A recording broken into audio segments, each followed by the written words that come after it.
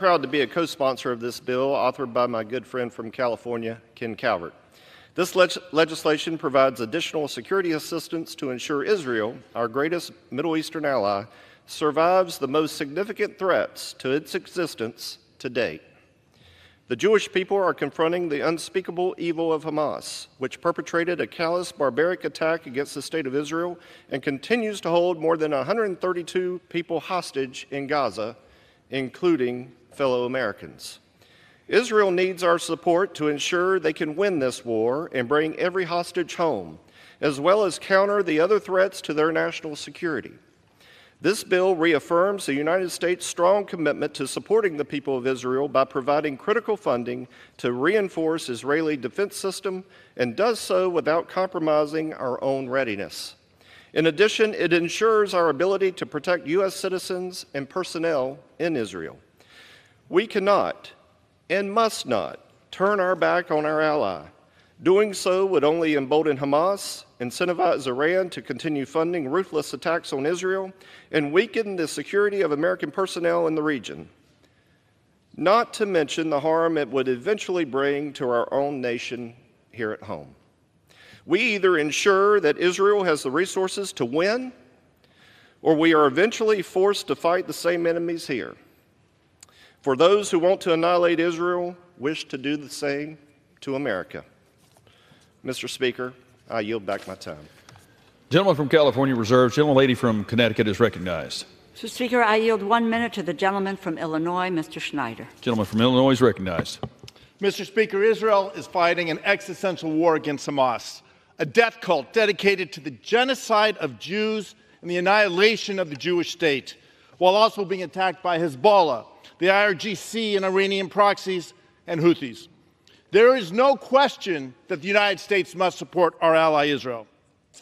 But to my colleagues, I say it is folly to think that what is happening now in the Middle East is not connected to what is happening concurrently in Ukraine. If Ukraine falls, the aid we're providing Israel in this bill is only going to be a small down payment to what will be needed when Israel faces a strengthened Hezbollah backed by an emboldened Iran, encouraged by a newly empowered Russia.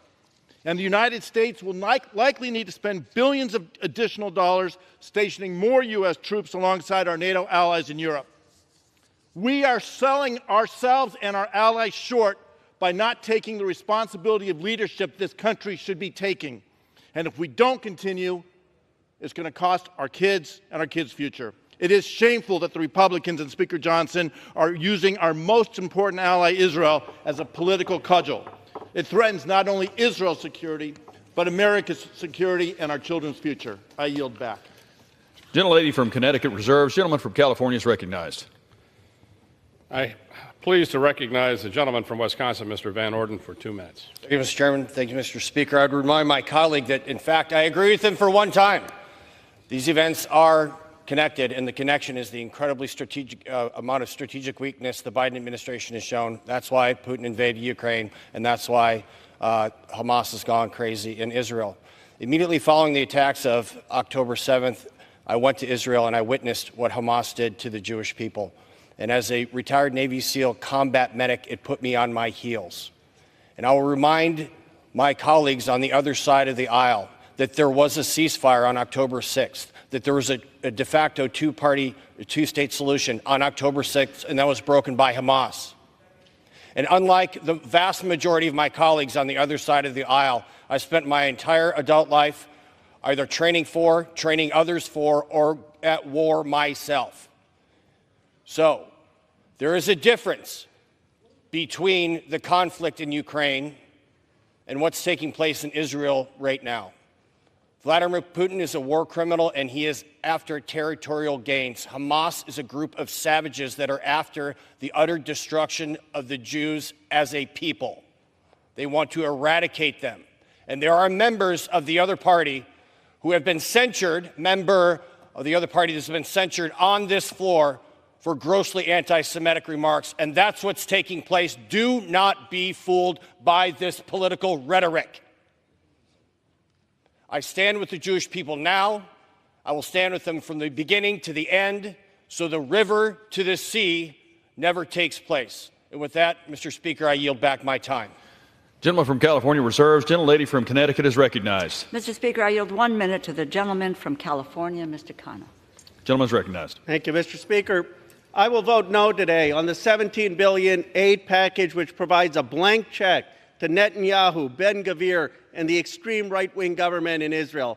How dare Ben-Gvir, Israel's national security minister, have the gall to criticize America while calling for the mass expulsion of Palestinians?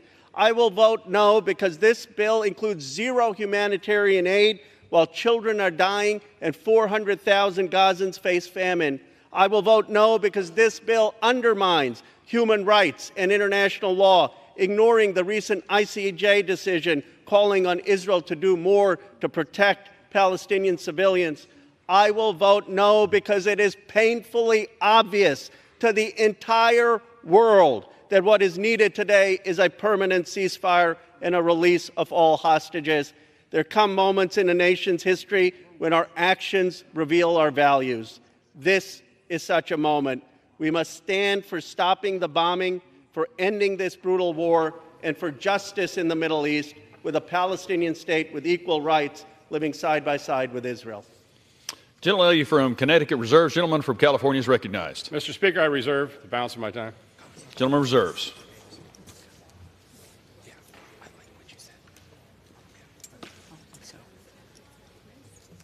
From Connecticut is recognized. Sorry. I yield 1 minute to the gentlewoman from New York, Ms. Ocasio-Cortez. Gentlelady is recognized. I thank the chair. Mr. Speaker, more than 1,200 Israelis were killed on October 7th, and 136 remain hostage. In response, 27,478 Palestinians have been killed, 70% of whom are women and children. And most Gazans today cannot reach a fully functioning hospital. This is not war. This is slaughter.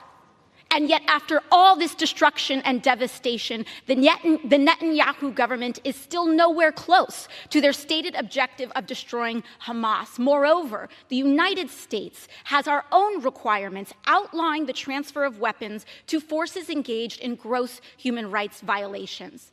We have a responsibility to honor those laws, to facilitate a bilateral ceasefire, to move to end this campaign of mass casualty and loss of life that risks bringing the entire region closer to a wider, deadlier conflict.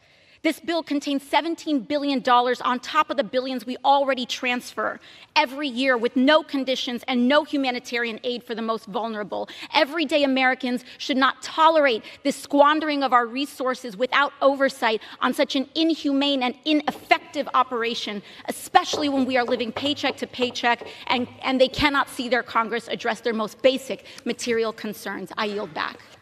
Gentlelady from Connecticut reserves. Gentleman from California is recognized. Mr. Speaker, I reserve the balance of my time. Gentleman reserves. Gentlelady from Connecticut is recognized. Mr. Speaker, I yield 1 minute to the gentlewoman from Michigan, Ms. Tlaib.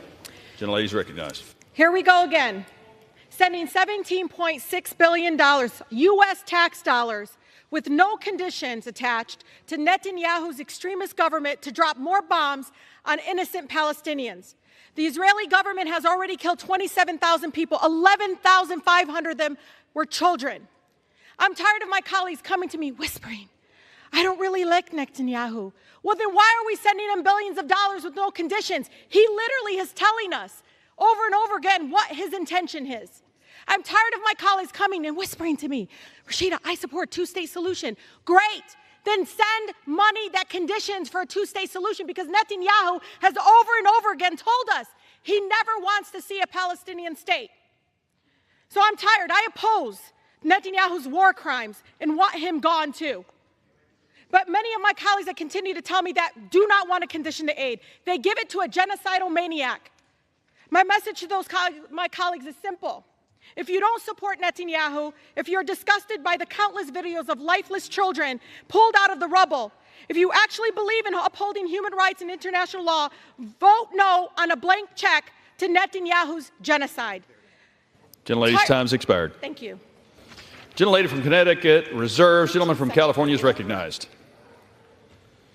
I would say the folks that believe in genocide is Hamas. I yield to the gentleman from Florida, the chairman of the State and Foreign Operations Subcommittee, Mr. Diaz-Balart, 2.5 minutes. Gentleman is recognized. Mr. Speaker, thank you. Let me first thank the gentleman from California, Chairman Calvert, for his leadership in drafting this critical bill, along with the Chairwoman Kay Granger, and the leadership for bringing this forward.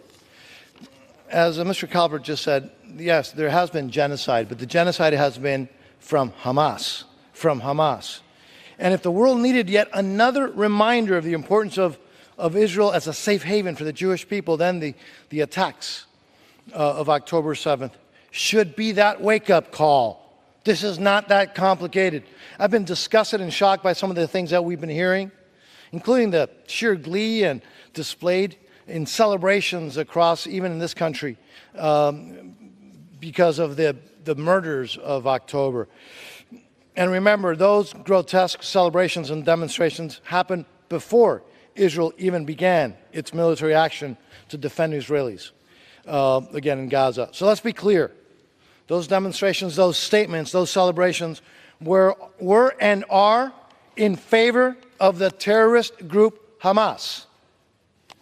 The despicable anti-Semitism, which has been dramatically increased since October 7th, that we've even seen here sometimes on this floor, has to be condemned and has to stop.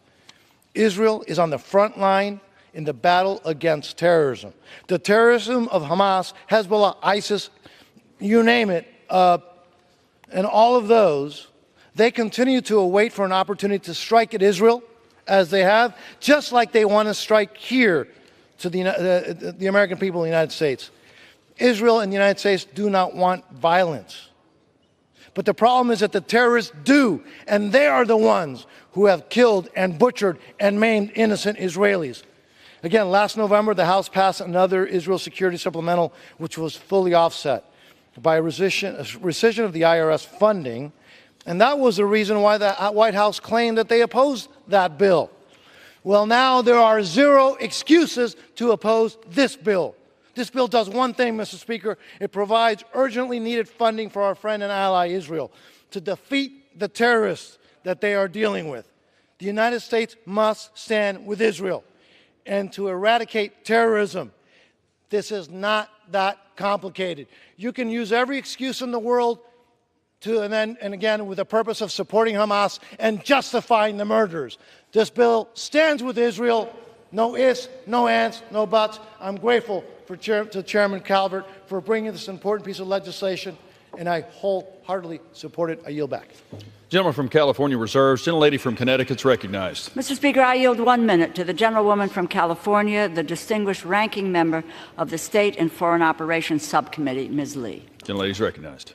Thank you very much. I want to thank the gentlelady for yielding and for her strong leadership. Mr. Speaker, I rise to oppose H.R. 7217. The United States and the world are facing a very dangerous time, with the risk of being pulled deeper and deeper into conflicts across the globe. Meanwhile, millions of people around the world are facing violence, dislocation, and hunger. This bill really is not a serious effort. As the ranking member of the State and Foreign Operations Subcommittee, I cannot support a bill that fails to meet the challenges of this moment and abandons those most in need of humanitarian assistance.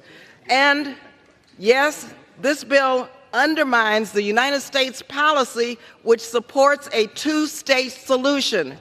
This bill is a blatant political stunt that is dead on arrival in the Senate. And so I urge my colleagues to oppose it. Thank you, and I yield the balance of my time.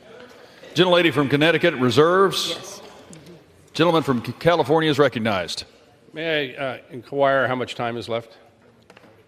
Both sides. Gentleman from California has 30 seconds. Gentlelady from Connecticut has 2 minutes. Mr.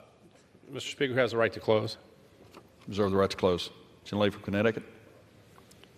Yes, reserve. I'm prepared to close. Gentleman from California reserves. Gentlelady from Connecticut is recognized. Okay, thank you. A short while ago, my colleague from Arkansas said it is our solemn duty to protect our allies. Indeed, it is our solemn duty to protect our allies. Our allies in this case are Israel, yes, and we support Israel. Our ally is Ukraine, and we need to continue to support Ukraine. Our ally is Taiwan, and we need to support Taiwan. We have a solemn duty, yes, to provide humanitarian assistance to innocent civilians. We have a solemn duty to protect our border. These are not the issues that are part of this bill. This bill does not meet those solemn obligations. My Republican colleagues do not want to help Ukraine or the Indo-Pacific and Taiwan. They do not want to address border security. They talked about border security as being the key to opening up the door to foreign assistance. They said it in the White House. The Speaker did that and now has walked away from it. It is really a political sham. They do not want to promote humanitarian assistance and leave millions of innocent civilians without food, shelter, clothing. In a conversation with the director of the World Food Organization, Cynthia McCain, she said, and I asked about Gaza, she said to me, Rosa, these people are starving. It is a famine. And I believe that is as well in this process of providing assistance to just Israel and not our other allies, they do hurt Israel and isolate Israel. It is time for my colleagues to be able to, on the other side of the aisle, to put our country and our national security ahead of partisan politics. What we should do is to vote this bill down. I yield back. Gentlelady from Connecticut yields. Gentleman from California is recognized. The gentlelady yields the balance of her time. Yes, sir. I'll close. The gentlelady is correct. This bill is not about Ukraine or Indo-PACOM or some other things that I would love to have some discussions about in the future. This is about Israel. And I think my friends on the other side of the aisle know I'm not a cynical person. I went about this, I've been in favor of moving an Israel bill for some time, and now is the time. I think it's just simply the right thing to do. And with that, let's pass this bill, let's support Israel, and I yield back the balance of my time. Okay. The question is, will the House suspend the rules and pass the bill H.R. 7217? Those in favor say aye. Those opposed, no. In the opinion of the chair, 2/3 being in the affirmative, the rules are suspended, the bill is passed. Without objection, the motion to reconsider is... Mr. Speaker, purposes of the gentlelady from Connecticut. I ask for the yeas and nays. The yeas and nays are requested. Those favoring a vote by the yeas and nays will rise. A sufficient number having risen, the yeas and nays are ordered. Pursuant to Clause 8 of Rule 20, further proceedings on this question are postponed. Proceedings will resume on questions previously postponed. Votes will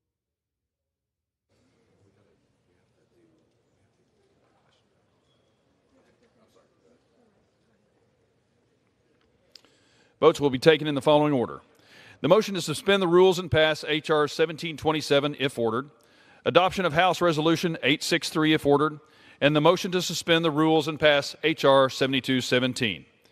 The first electronic vote will be conducted as a 15-minute vote. Pursuant to Clause 9 of Rule 20, remaining electronic votes will be conducted as 5-minute votes. Pursuant to Clause 8 of Rule 20, the unfinished business is the question on suspending the rules and passing H.R. 1727 as amended, which the clerk will report by title. Union Calendar Number 297, H.R. 1727, a bill to amend the Chesapeake and Ohio Canal Development Act to extend the Chesapeake and Ohio Canal National Historical Park Commission. The question is, will the House suspend the rules and pass the bill as amended? So many as are in favor say aye. Those opposed, no. In the opinion of the chair, 2/3 being in the affirmative, the rules are suspended. For what purposes the gentleman from California seek recognition? Mr. Speaker, I demand the yeas and nays. The yeas and nays are requested. Those favoring a vote by the yeas and nays will rise. A sufficient number having risen, the yeas and nays are ordered. Members will record their votes by electronic device. This is a 15-minute vote.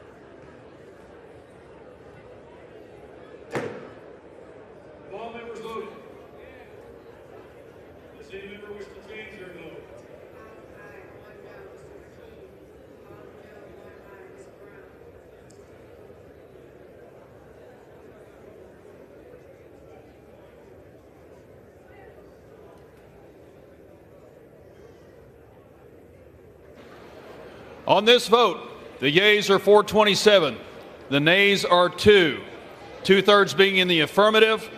The rules are suspended, the bill is passed, and without objection, the motion to reconsider is laid on the table. Pursuant to Clause 1C of Rule 19, further consideration of House Resolution 863 will now resume. The clerk will report the title. House Calendar Number 60, House Resolution 863, Resolution impeaching Alejandro Nicholas Mayorkas, Secretary of Homeland Security, for high crimes and misdemeanors. The question is on the adoption of the resolution. Those in favor say aye. Those opposed, no. The ayes have it. The resolution is agreed Mr. Speaker, to. on For that, what purposes, the gentleman from Mississippi seek recognition. Mr. Speaker, I request the yeas and nays. The yeas and nays are requested. Those favoring a vote by the yeas and nays will rise. A sufficient number having risen, the yeas and nays are ordered. Members will record their votes by electronic device. This will be a 5-minute vote.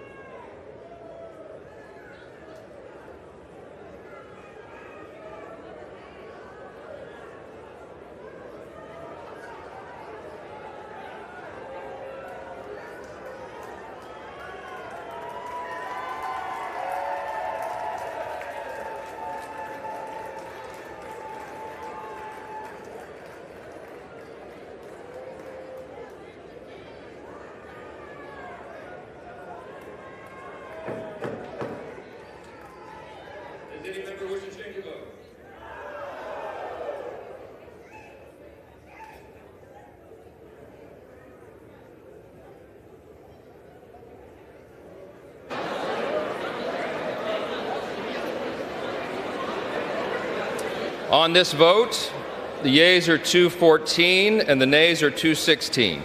The resolution is not adopted.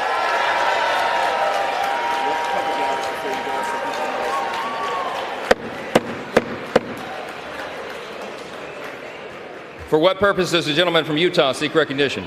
Mr. Speaker, I have a motion at the desk. The clerk will report the motion.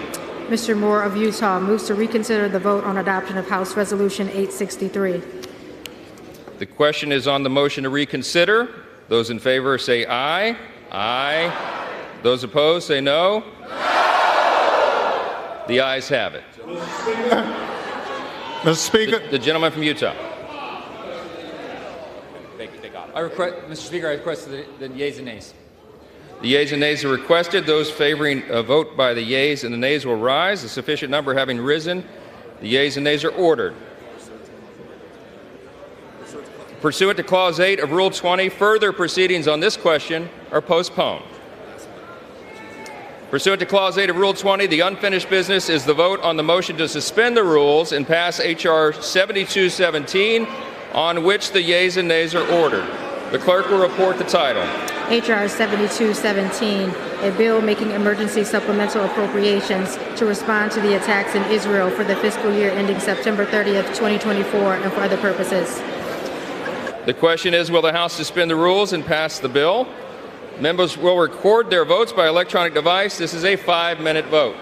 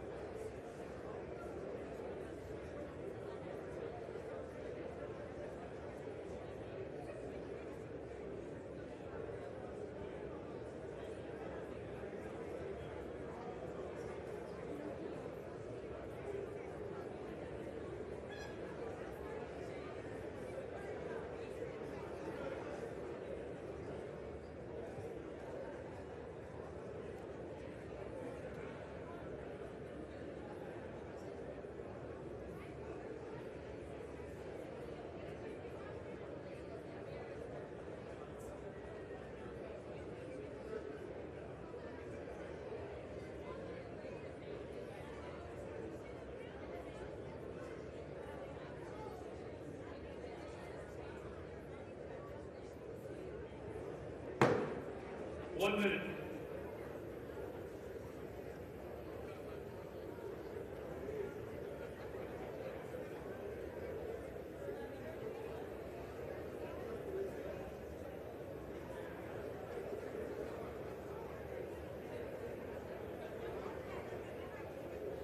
Frustration, but I got to go to an event, guys. I'm really sorry. I'll catch you later. It's frustration. You'll see it again, though. It'll come up on the floor soon? Yeah. This question on House Resolution 996 and adoption of a House Resolution 996 if ordered. The first electronic vote will be conducted as a 15-minute vote. Pursuant to Clause 9 of Rule 20, remaining electronic votes will be conducted as 5-minute votes. Pursuant to Clause 8 of Rule 20, the unfinished business is the vote on ordering the previous question on House Resolution 996, on which the yeas and nays are ordered. The clerk will report the title of the resolution. House Calendar Number 62, House Resolution 996, Resolution providing for consideration of the resolution House Resolution 863, impeaching Alejandro Mayorkas, Secretary of Homeland Security, for high crimes and misdemeanors, and providing for consideration of the bill H.R. 485 to amend Title 11 of the Social Security Act to prohibit the use of quality adjusted life years and similar measures and coverage and payment determinations under federal health care programs. The question is on ordering the previous question on the resolution. Members will record their vote by electronic device. This is a 15-minute vote.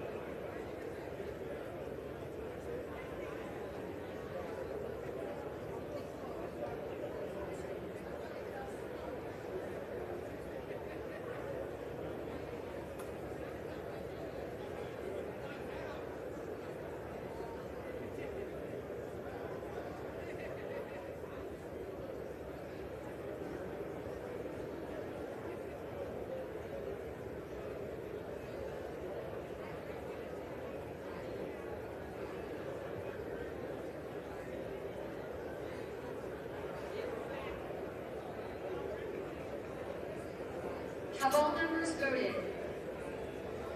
Does any member wish to change a vote?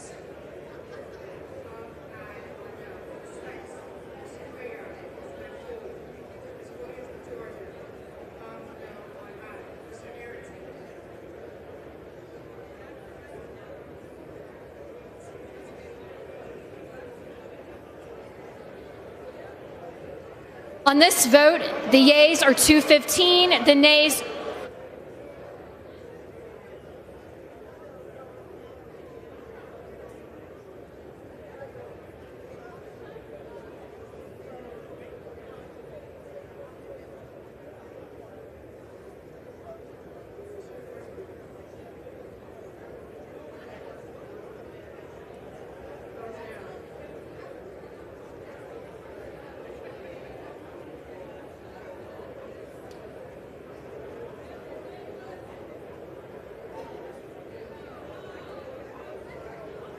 vote, the yeas are 215, the nays are 207. The previous question is ordered. The question is on the adoption of the resolution. Those in favor say aye. Those opposed say no. In the opinion of the chair, the ayes have it. Madam Speaker. For what purpose does the gentleman from Massachusetts seek recognition? I ask for a recorded vote, please. Recorded vote has been requested. Those favoring a recorded vote will rise. A sufficient number having risen, a recorded vote is ordered. Members will record their votes by electronic device. This is a 5-minute vote.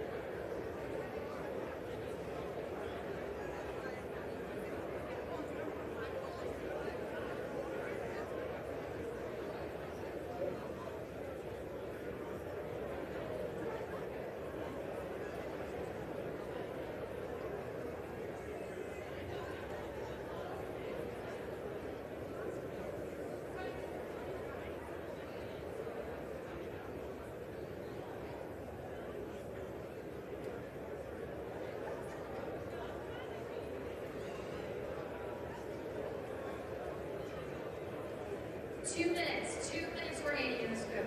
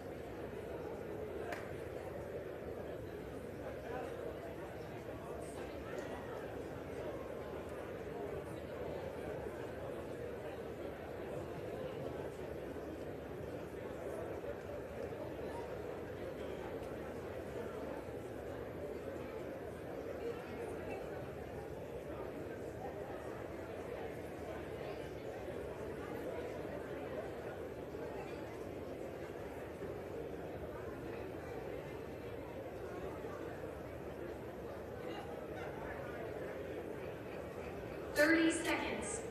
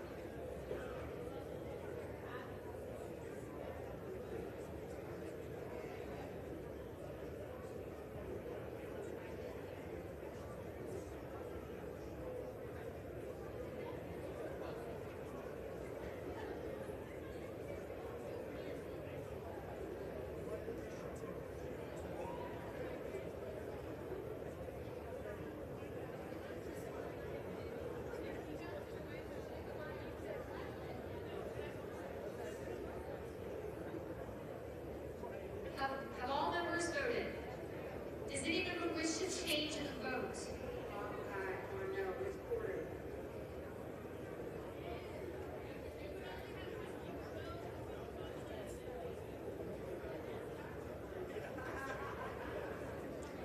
On this vote, the yeas are 216, the nays are 209. The resolution is adopted. Without objection, the motion to reconsider is laid on the table.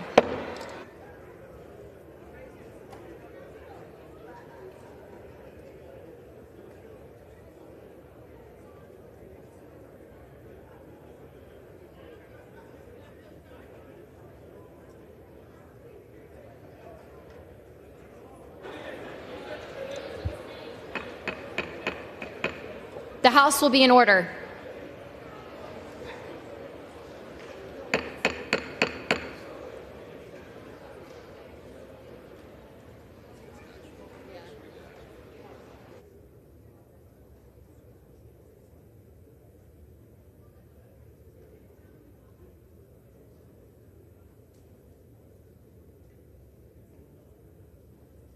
Please take your seats or take your conversations outside. The House will come to order.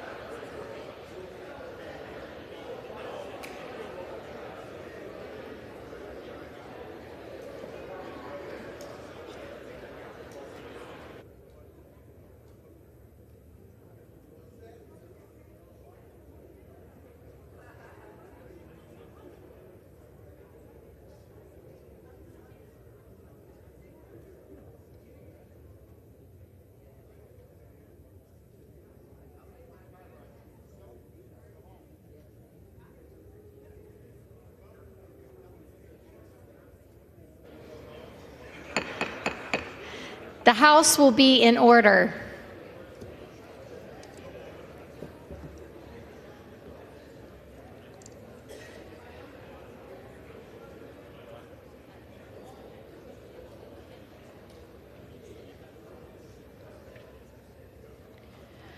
For what purpose does the gentleman from Tennessee seek recognition? Madam Speaker, pursuant to House Resolution 996, I call up House Res 863 and ask for the immediate consideration in the House. The House will be in order. Please take your seats or take your conversations outside. The clerk will report the resolution. House Calendar number 60, House Resolution 863.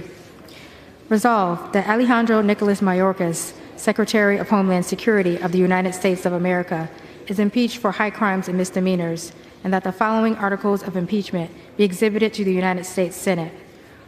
Articles of impeachment exhibited by the House of Representatives of the United States of America in the name of itself and of the people of the United States of America against Alejandro N. Mayorkas, Secretary of Homeland Security of the United States of America, and maintenance and support of its impeachment against him for high crimes and misdemeanors. Article 1, willful and systemic refusal to comply with the law. The Constitution provides that the House of Representatives shall have the sole power of impeachment, and that the civil officers of the United States, including the Secretary of Homeland Security, shall be removed from office on impeachment for and conviction of treason, bribery, or other high crimes and misdemeanors. In his conduct while Secretary of Homeland Security, Alejandro N. Mayorkas, in violation of his oath to support and defend the Constitution of the United States against all enemies, foreign and domestic, to bear true faith and allegiance to the same, and to well and faithfully discharge the duties of his office, has willfully and systemically refused to comply with federal immigration laws, and that throughout his tenure as Secretary of Homeland Security, Alejandro N. Mayorkas has repeatedly violated laws enacted by Congress regarding immigration and border security. In large part because of his unlawful conduct, millions of aliens have illegally entered the United States on an annual basis, with many unlawfully remaining in the United States. His refusal to obey the law is not only an offense against the separation of powers in the Constitution of the United States, it also threatens our national security and has had a dire impact on communities across the country. Despite clear evidence that his willful and systemic refusal to comply with the law has significantly contributed to unprecedented levels of illegal entrance, the increased control of the southwest border by drug cartels, and the imposition of enormous costs on states and localities affected by the influx of aliens, Alejandro N. Mayorkas has continued in his refusal to comply with the law, and thereby acted to the grave detriment of the interests of the United States. Alejandro N. Mayorkas engaged in this scheme or course of conduct through the following means. 1. Alejandro N. Mayorkas willfully refused to comply with the detention mandate set forth in Section 235B2A of the Immigration and Nationality Act, requiring that all applicants for admission who are not clearly and beyond a doubt entitled to be admitted shall be detained for a removal proceeding. Instead of complying with his requirement, Alejandro N. Mayorkas implemented a catch-and-release scheme whereby such aliens are unlawfully released, even without effective mechanisms to ensure appearances before the immigration courts for removal proceedings or to ensure removal in the case of alien ordered removed. 2. Alejandro N. Mayorkas willfully refused to comply with the detention mandate set forth in Section 235B1B II of such act, requiring that an alien who is placed into expedited removal proceedings and determined to have a credible fear of prosecution shall be detained for further consideration of the application for asylum. Instead of complying with this requirement, Alejandro N. Mayorkas implemented a catch-and-release scheme whereby such aliens are unlawfully released, even without effective mechanisms to ensure appearances before the immigration courts for removal proceedings or to ensure removal in the case of aliens ordered removed. 3. Alejandro N. Mayorkas willfully refused to comply with the detention set forth in Section 235B1B III-4 of such act, requiring that an alien who is placed into expedited removal proceedings and determined not to have a credible fear of persecution shall be detained until removed. Instead of complying with this requirement, Alejandro N. Mayorkas has implemented a catch-and-release scheme whereby such aliens are unlawfully released, even without effective mechanisms to ensure appearances before the immigration courts for removal proceedings or to ensure removed in the case of aliens ordered removed. 4. Alejandro Mayorkas willfully refused to comply with the detention mandate set forth in Section 236C of such act, requiring that a criminal alien who is inadmissible or deportable on certain criminal and terrorism-related grounds shall be taken into custody when the alien is released from law enforcement custody. Instead of complying with this requirement, Alejandro Mayorkas issued guidelines for the enforcement of civil immigration laws, which instructs Department of Homeland Security, here and thereafter referred to as DHS, officials that the fact an individual is a removable non-citizen shall not alone be the basis of an enforcement action against them, and that DHS personnel should not rely on the fact of conviction alone, even with respect to aliens subject to mandatory arrest and detention pursuant to Section 236C of such act, to take them into custody. In Texas versus United States, 40 F. 4th 205, 2022, the United States Court of Appeals for the Fifth Circuit concluded that these guidelines had every indication of being a general policy that is so extreme as to amount to an abdication of statutory responsibilities, and that its replacement of Congress's statutory mandates with concerns of equity and race is extra-legal and plainly outside the bounds of the power conferred by the INA. 5. Alejandro Mayorkas willfully refused to comply with the detention mandate set forth in Section 241A2 of such act, requiring that an alien ordered removed shall be detained during the removal period. Instead of complying with this mandate, Alejandro Mayorkas issued guidelines for the enforcement of civil immigration laws, which instructs DHS officials that the fact an individual is a removable non-citizen shall not alone be the basis of an enforcement action against them, and that DHS personnel shall not rely on the fact of conviction alone, even with respect to aliens subject to mandatory detention and removal pursuant to Section 241A of such act. 6. Alejandro Mayorkas willfully exceeded his parole authority set forth in Section 212D5A of such act that permits parole to be granted only on a case-by-case basis, temporarily and for urgent humanitarian reasons or significant public benefit, in that A. Alejandro Mayorkas paroled aliens en masse in order to release them from mandatory detention, despite the fact that, as the United States Court of Appeals for the Fifth Circuit concluded in Texas versus Biden, 20 F. 4th 928, 2021, paroling every alien, DHS, cannot detain in the opposite of the case-by-case basis determines required by law, and DHS's pretended power to parole aliens while ignoring the limitations Congress imposed on the parole power is not non-enforcement. It's misenforcement, suspension of the INA, or both. B. Alejandro Mayorkas created, reopened, or expanded a series of categorical parole programs never authorized by Congress for foreign nationals outside of the United States, including for certain Central American minors, Ukrainians, Venezuelans, Cubans, Haitians, Nicaraguans, Colombians, Salvadorians, Guatemalans, Hondurans, which enabled hundreds of thousands of inadmissible aliens to enter the United States in violation of the laws enacted by Congress. 7. Alejandro Mayorkas willfully exceeded his release authority set forth in Section 236A of such act that permits, in certain circumstances, the release of aliens arrested on an administrative warrant, and that Alejandro Mayorkas released aliens arrested without a warrant, despite their being subject to a separate applicable mandatory detention requirement set forth in Section 235B2 of such act. Alejandro Mayorkas released such aliens by retroactively issuing administrative warrants in an attempt to circumvent Section 235B2 of such act.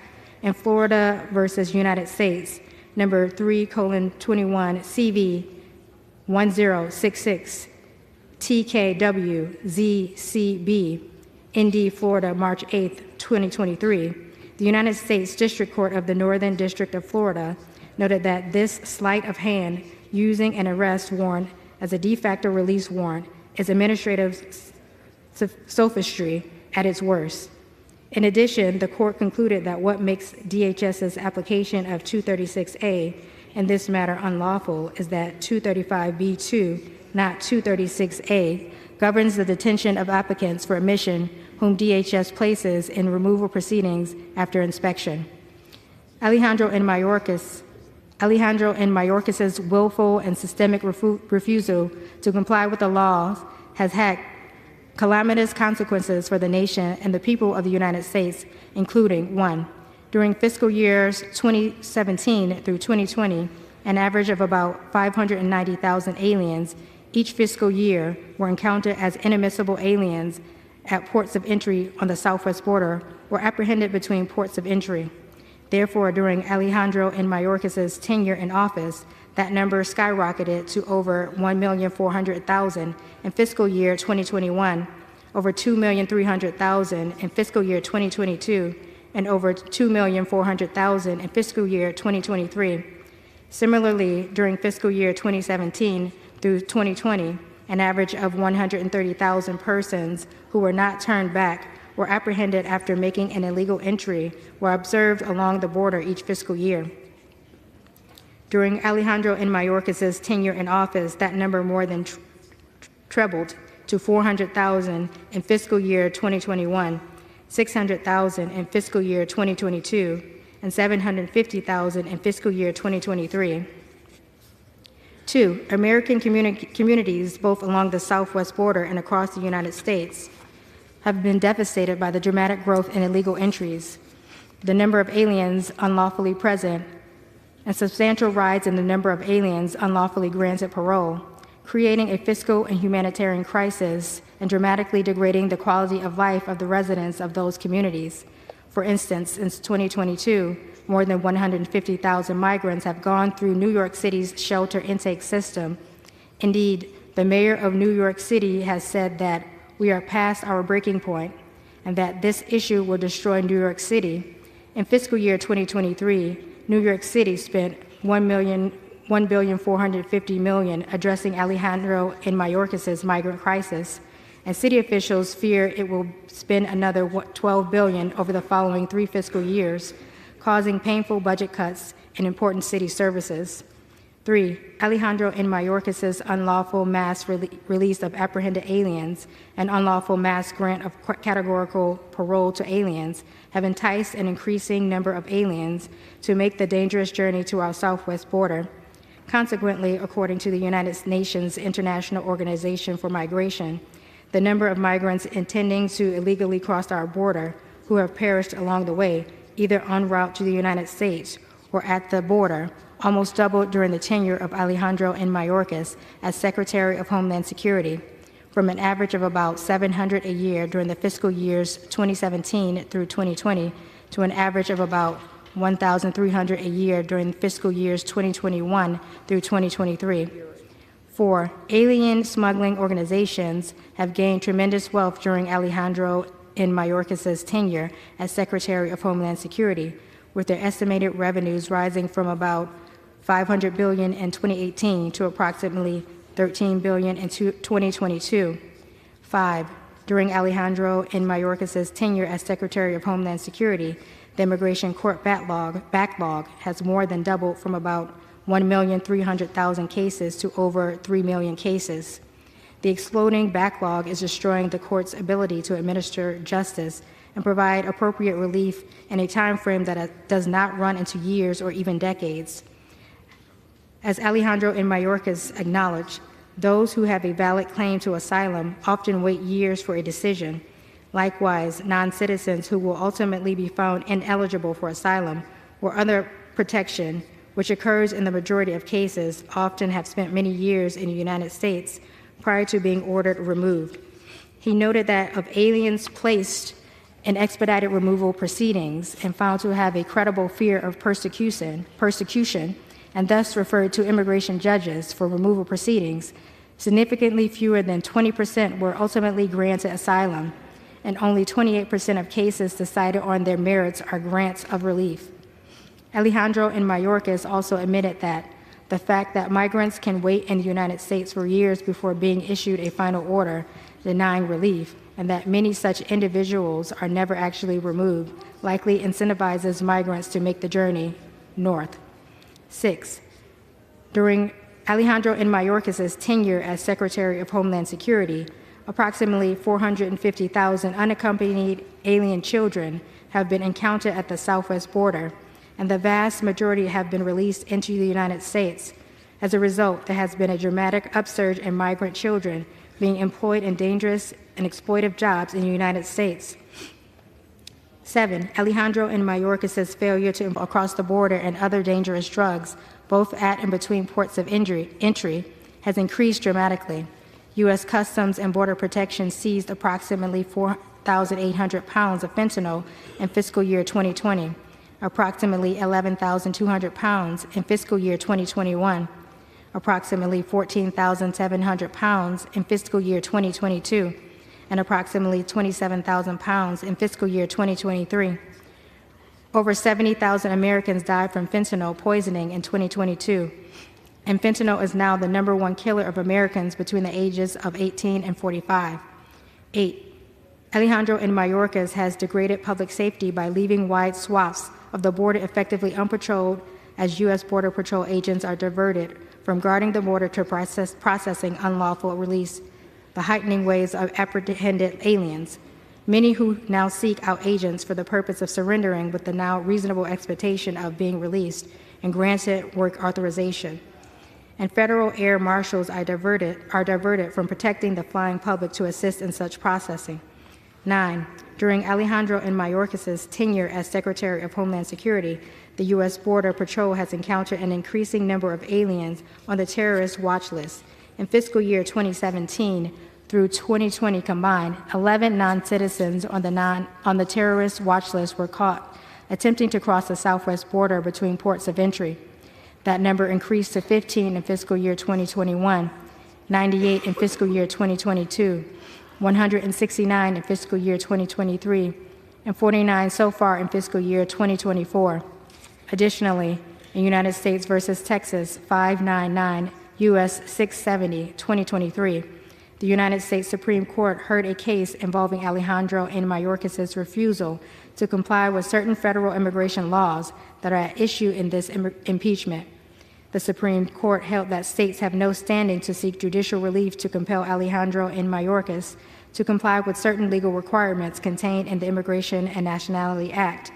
However, the Supreme Court held that even though the federal courts lack Article III jurisdiction over this suit, other forums remain open for examining the executive branch's enforcement policies. For example, Congress possesses an array of tools to analyze and influence those policies, and those are political checks for the political process. One such critical tool for Congress to influence the executive branch to comply with the immigration laws of the United States is impeachment. The dissenting justice noted, the court holds Texas lacks standing to challenge a federal policy that inflicts substantial harm on the state and its residents by releasing illegal aliens with criminal convictions for serious crimes. In order to reach this conclusion, the court holds that the only limit on the power of a president to disobey a law, like the important provisions at issue, is Congress's power to employ the weapons of interbranch warfare.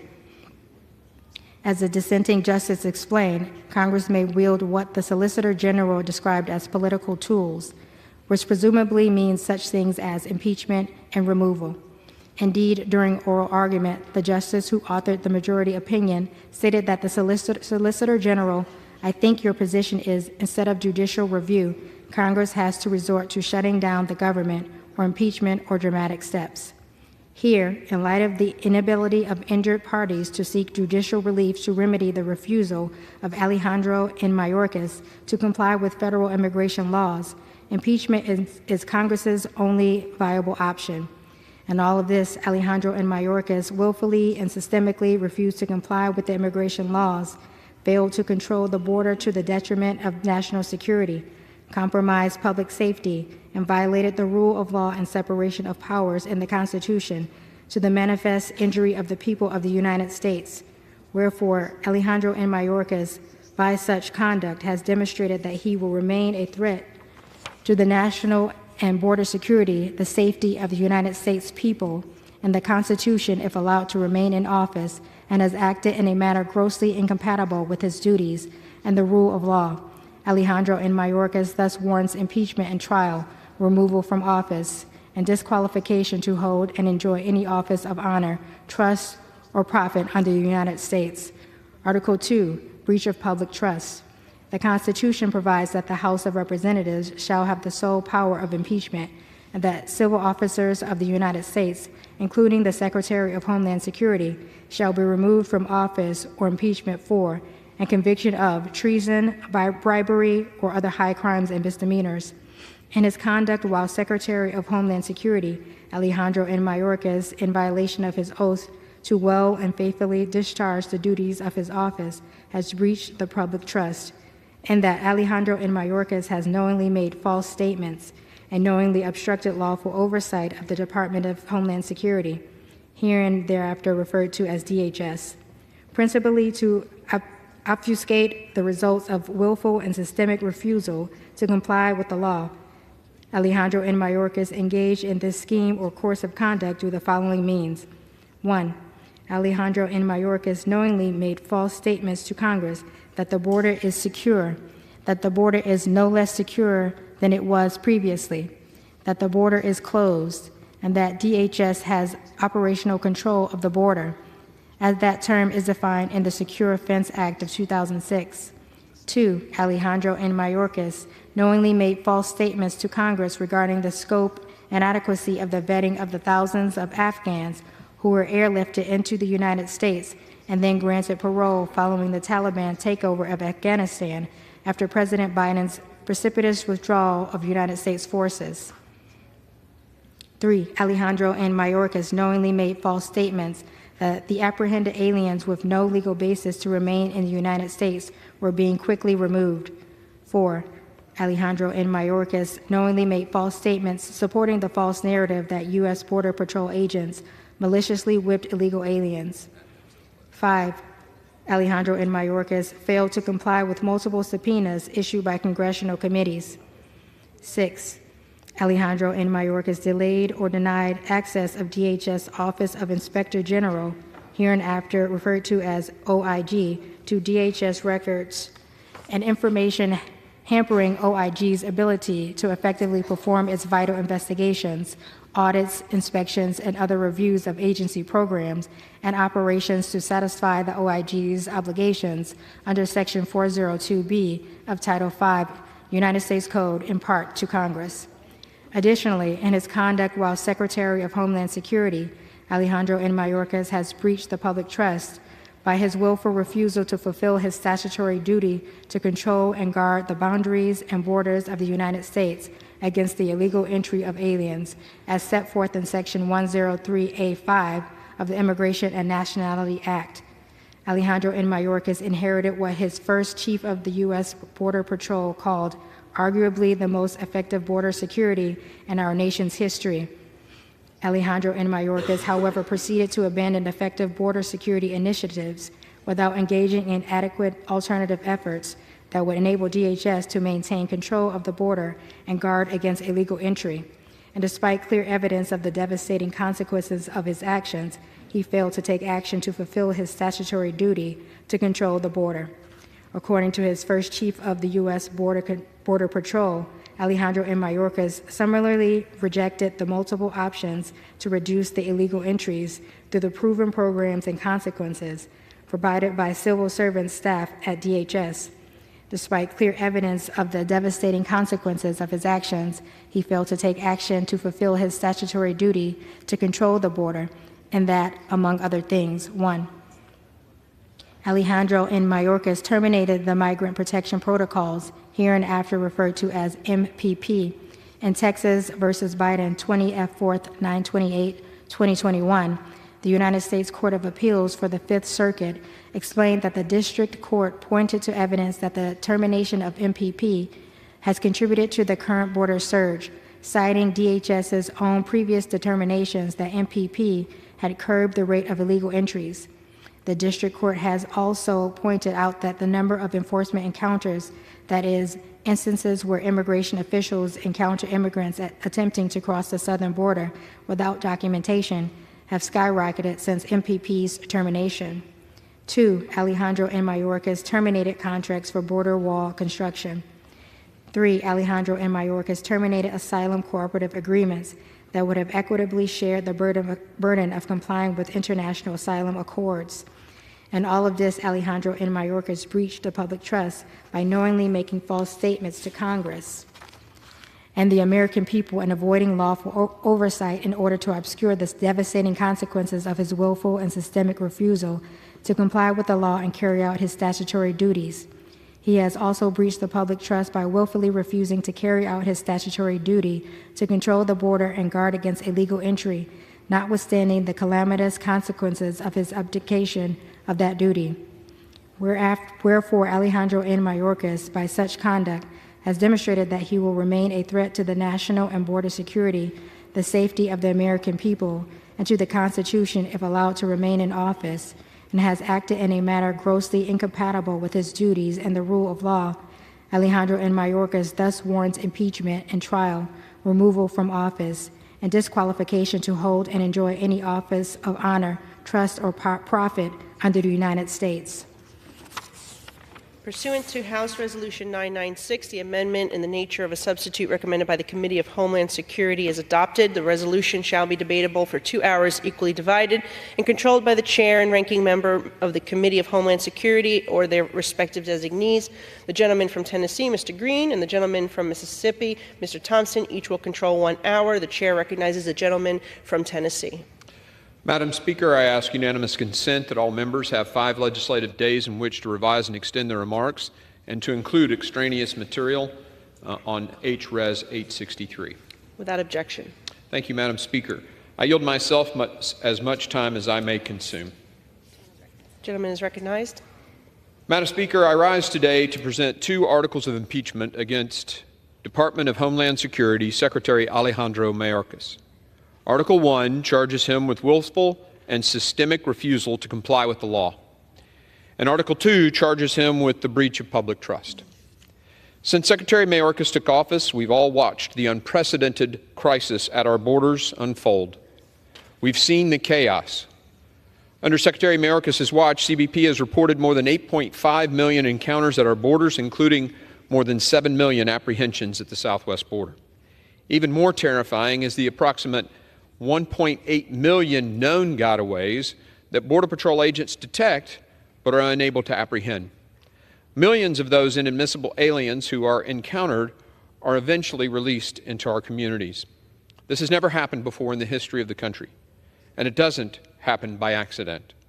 For nearly a year, the House Committee on Homeland Security conducted a thorough, fair, and comprehensive investigation into the causes, costs, and consequences of the border crisis.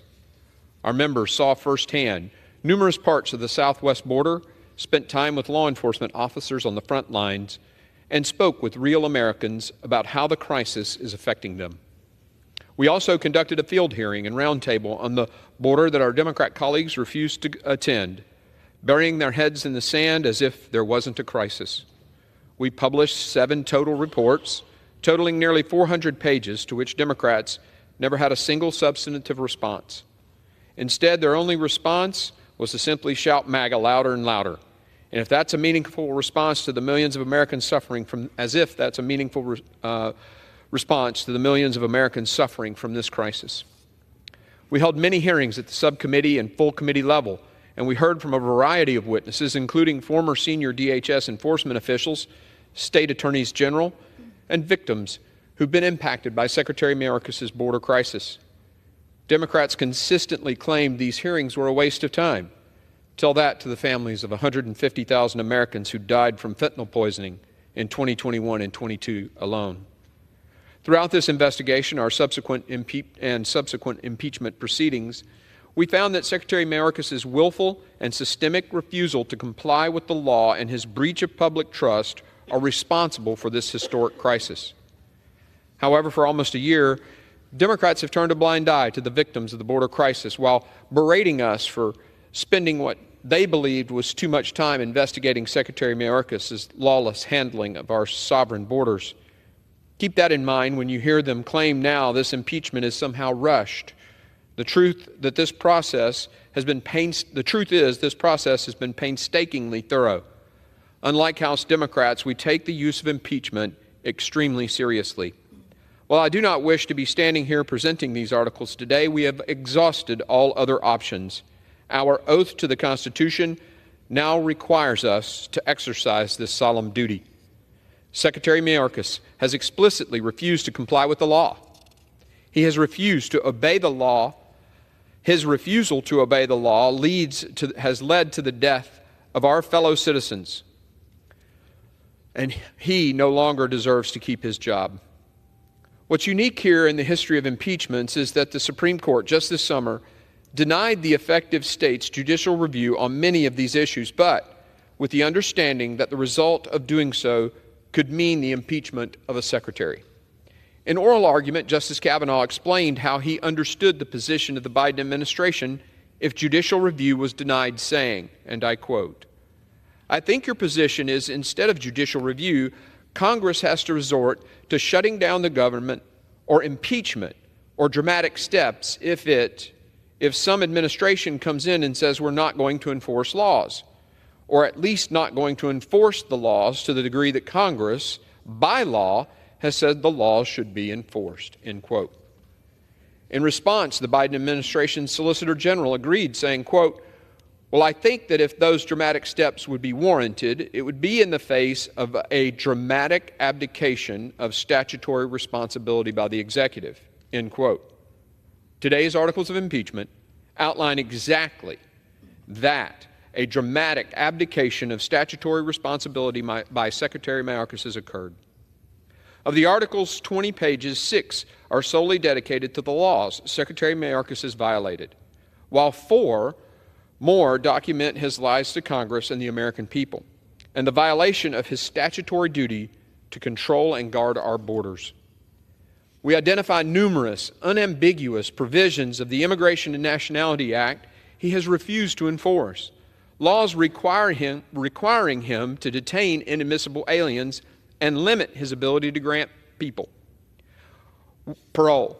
We also highlight how programs he has created, such as various mass parole programs, are void of congressional authority. Secretary Mayorkas is the very type of public official the framers feared, someone who would cast aside the laws passed by a co-equal branch of government and replace those with his own preferences, hurting his fellow Americans in the process. He has directed the release of millions of inadmissible aliens into the country in violation of the INA, which requires them to be detained. He has abused the statute limiting parole to be issued only on a case-by-case and temporary basis for very specific limited reasons, instead overseeing more than 1.5 million paroles. He has created new categorical parole programs in defiance of the statute to further his mass release agenda. And he has directed Immigration and Customs Enforcement personnel not to detain all manner of illegal aliens, including criminal aliens. In his September 2021 enforcement guidance, the Secretary even directed that unlawful presence in the country was no longer sufficient grounds for removal, and that criminal convictions alone were not enough to warrant ICE attention. This is not about policy differences. We certainly object to Secretary Mayorkas' policies, but this goes far deeper. According to the Democrat-led committees that investigated Iran-Contra, quote, "Government officials must observe the law, even when they disagree with it," end quote. Or when they think that, quote, "Congress is to blame for passing laws that run counter to administration policy," end quote. Again, we're here because our oath and our duty compel us to be here. The actions and decisions of Secretary Mayorkas have left us with no other option than to proceed with articles of impeachment. That is why we must remove him from office. The time for accountability is now. Thank you, and I reserve the balance of my time. The gentleman from Tennessee reserves. The gentleman from Mississippi is recognized. Thank you, Madam Speaker. I yield myself such time as I may consume. The gentleman is recognized. Madam Speaker, I rise in strong opposition to House Resolution 863 and the Republican sham impeachment of Secretary Alejandro Mayorkas. Madam Speaker, what is happening here today is a travesty. It's an affront to the United States Constitution. It will do nothing to solve challenges at our border, and it's a baseless attack on a dedicated public servant. Republican members of Congress sworn to support and defend the Constitution are rejecting the framers' intent and over 2 centuries of precedent in favor of a politically motivated sham impeachment. Republicans have failed to make a constitutional viable case against impeachment. Neither of the impeachment charges in H.Res. 863 are a high crime and misdemeanor under Article 2 of the Constitution. Impeachment over mere policy disputes was deliberately rejected by the framers, and those disputes are best settled in our court system. In fact, the policy disputes identified in the articles of impeachment have already been addressed by the courts. The courts have either decided in the Biden administration's favor, or the disputes are still working their way through the system. Republicans are trying to relitigate court decisions through a sham impeachment, but the Constitution doesn't allow that. Constitutional experts testified before the Committee on Homeland Security that for a breach of public trust to rise to a high crime and misdemeanor, it would require conduct intended to serve an official's own benefit or the benefit of a foreign power. Secretary Mayorkas has done nothing of the sort. Republicans have misrepresented the law and Secretary Mayorkas' record to justify this sham impeachment. Secretary Mayorkas has served our country honorably over 30 years as a prosecutor and in leadership roles at the Department of Homeland Security. He's been a tireless advocate for the more than 260,000 DHS employees working to secure the homeland every day. He's leveraged all the authorities at his disposal while using every resource provided by Congress to secure the border. Under Secretary Mayorkas' leadership, DHS removed record levels of migrants from the U.S., detained even more people than Congress had provided funding for, and prevented record levels of fentanyl from entering our communities. If House Republicans were serious about improving conditions along the border, they would provide the department the funding necessary to do so. They have not. At every opportunity, Republicans have refused to provide resources to the Department of Homeland Security. If House Republicans were serious about improving conditions at the border, they would support the bipartisan Senate border bill. They have not. Republicans take their orders from Donald Trump, and he told them to reject the Senate bill. Republicans have been trying to kill the bill before they even knew what was in it. The Republican majority is running a do-nothing Congress. This sham impeachment effort isn't really about border security. It will do nothing to solve the border challenges we face. The truth is, the extreme mega Republicans running the House of Representatives don't want solutions. They want a political issue. House Republicans want to distort the Constitution and the Secretary's record to cover up their inability and unwillingness to work with Democrats to strengthen border security. It's about Republican politics and subversion of the Constitution. Bipartisan constitutional law and impeachment experts agree the Secretary has not committed an impeachable offense. Former Secretary of Homeland Security Michael Chertoff agrees, and even some of my Republican colleagues here in the House agree. The gentleman from California, Mr. McClintock, said in a memorandum to House Republican colleagues, and I quote, "Problem is that the impeachment articles fail to identify an impeachable crime," unquote. The gentleman from California is right. I suspect some of his Republican colleagues agree, even if they won't admit it. Secretary Mayorkas has faithfully implemented the administration's border policies consistent with the funding Congress has provided, just like every other Secretary of Homeland Security before him, Democrat or Republican. During consideration in the Homeland Security Committee last week, Republicans improperly shut down the markup and blocked Democrats from offering amendments to the resolution. Republicans couldn't bear to consider amendments to their poorly drafted articles of impeachment. They silenced Democrats who attempted to inject a dose of reality into the chaotic proceedings. Yesterday, before the Rules Committee, Republicans again failed to make their case, relying on partisan rhetoric and obvious misinformation before neither the law nor the facts are on their side. The truth is, Republicans' actions show they don't have faith in their own case against the Secretary. That's why they lack the courage of their convictions to see their markup to an end.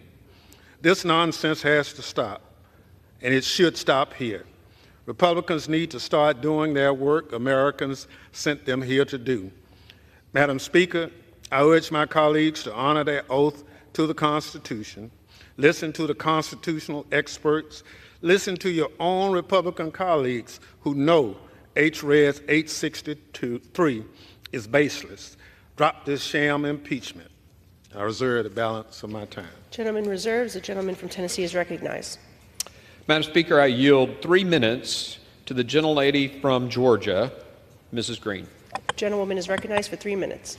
I thank the chairman. Madam Speaker, I rise in strong support of H-Res 863, impeaching Secretary Alejandro Mayorkas. Alejandro Mayorkas is guilty of aiding and abetting the complete invasion of our country by criminals, gang members, terrorists, murderers, rapists, and over 10 million people from over 160 countries into American communities all across the United States. His willful refusal to secure the border has bankrupted communities, closed down U.S. schools that our children attend, drowned hospitals, and incapacitated law enforcement while empowering criminal cartels and illegal aliens. My Democrat colleagues argue that one cannot be impeached over policy differences. Well, I argue that breaking our laws is more than just policy differences. 300 dead Americans every day from fentanyl poisoning is more than just a policy difference, it's murder.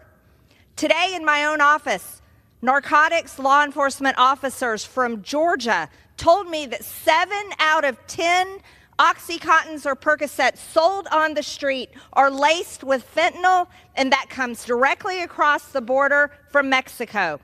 Secretary Mayorkas has violated numerous provisions in the Immigration and Nationality Act, including unlawfully directing DHS to mass parole illegal aliens into the U.S. when federal law specifically prohibits this, and unlawfully implementing catch-and-release policies when federal law specifically mandates the detention and removal of inadmissible aliens. In fact, detention facilities under Mayorkas have been mostly vacant because of such unlawful policies. The largest detention facility in California, which can house almost 2,000 illegals, is currently housing only 6 illegal aliens. He has violated his oath of office and breached the public trust by willfully refusing to ensure the laws passed by Congress and signed into law by the President are faithfully executed as required by Article 2 of the Constitution. He has allowed over 10 million illegal border crossers to invade our country, approximately 2 million of whom are known gotaways. These are people who have completely evaded U.S. authorities and are roaming the interior of the American communities, assaulting, raping, and murdering Americans. And God help us if we have a terrorist attack on our land. His subversion of the law has resulted in the highest number of illegal alien encounters in a single day, in the highest number of illegal alien encounters in a single month, and the highest number of illegal alien encounters in a single year, surpassing every national record on each account. Gentlewoman's time has expired. I yield the lady an additional 15 seconds. His willful refusal to enforce the law has resulted in the most egregious national security crisis in the history of our country. Democrats are in a quandary. Either they must own the policies of murder and crime of American citizens, or they can admit Secretary Mayorkas has broken federal laws and vote to impeach Secretary Mayorkas. Gentlewoman's time has expired. I reserve. Gentleman reserves. Gentleman from Mississippi is recognized. Thank you, Madam Speaker. Though she sits on the Homeland Security Committee, Representative Margaret Taylor Greene has raised doubts about 9/11 to the false assertion that 9/11 was done by our own government. She said that's all true. She also thinks Jewish space lasers cause wildfires. She fundraises off defunding the FBI. She's a person whose advice Republicans are taking today on this impeachment. I now yield 1 minute to the gentleman from California, Mr. Schiff. The gentleman is recognized. Welcome, my colleagues, to another week of Impeachment Unlimited. Having no legislative accomplishments to show for their 14 months in power, Republicans are voting on yet another pointless resolution. Unable to provide any evidence against President Biden, they have now decided to impeach someone else instead. We have serious challenges at the border, no one denies that, but these are not serious people. By this standard put forward by this hapless majority, every single DHS secretary would have been impeached. This is a policy and political dispute, not a high crime or misdemeanor. When an administration official tries to extort a foreign leader into helping them cheat in an election or leads an insurrection against our government, then impeach them. But until then, stop wasting everyone's time. I've known Ale Mayorkas since we were prosecutors together. He is a person of great integrity and devotion to this country. This impeachment is baseless, it is unconstitutional, and it should be defeated. I yield back. Gentleman reserves. Yes. Gentleman from Tennessee recognized. Madam Speaker, I yield 3 minutes to the gentleman from Texas, Mr. McCall. Gentleman is recognized. Thank you, Mr. Chairman. Thank you, Madam Speaker. Secretary Mayorkas took an oath to protect our nation from all enemies, foreign and domestic. He has violated that oath and the public trust. Today, I intend to personally uphold the oath of office that I swore to my country. In my 25 years of dealing with the border as a federal prosecutor and the former chairman of this committee, I've never seen it this broken.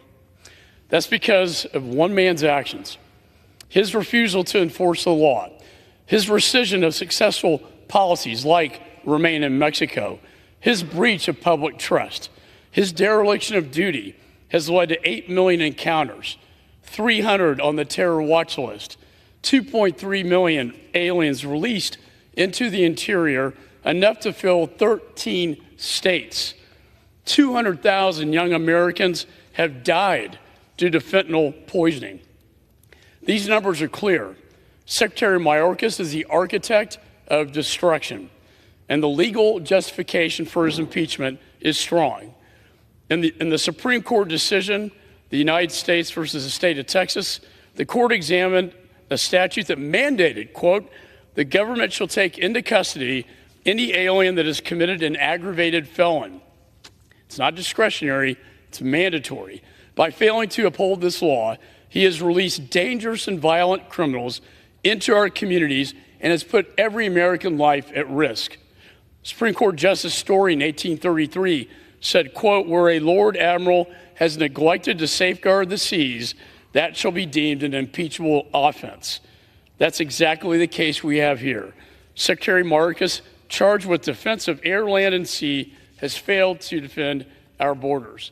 The founders clearly believed impeachable offenses included neglect of duty, violation of public trust, injury to society.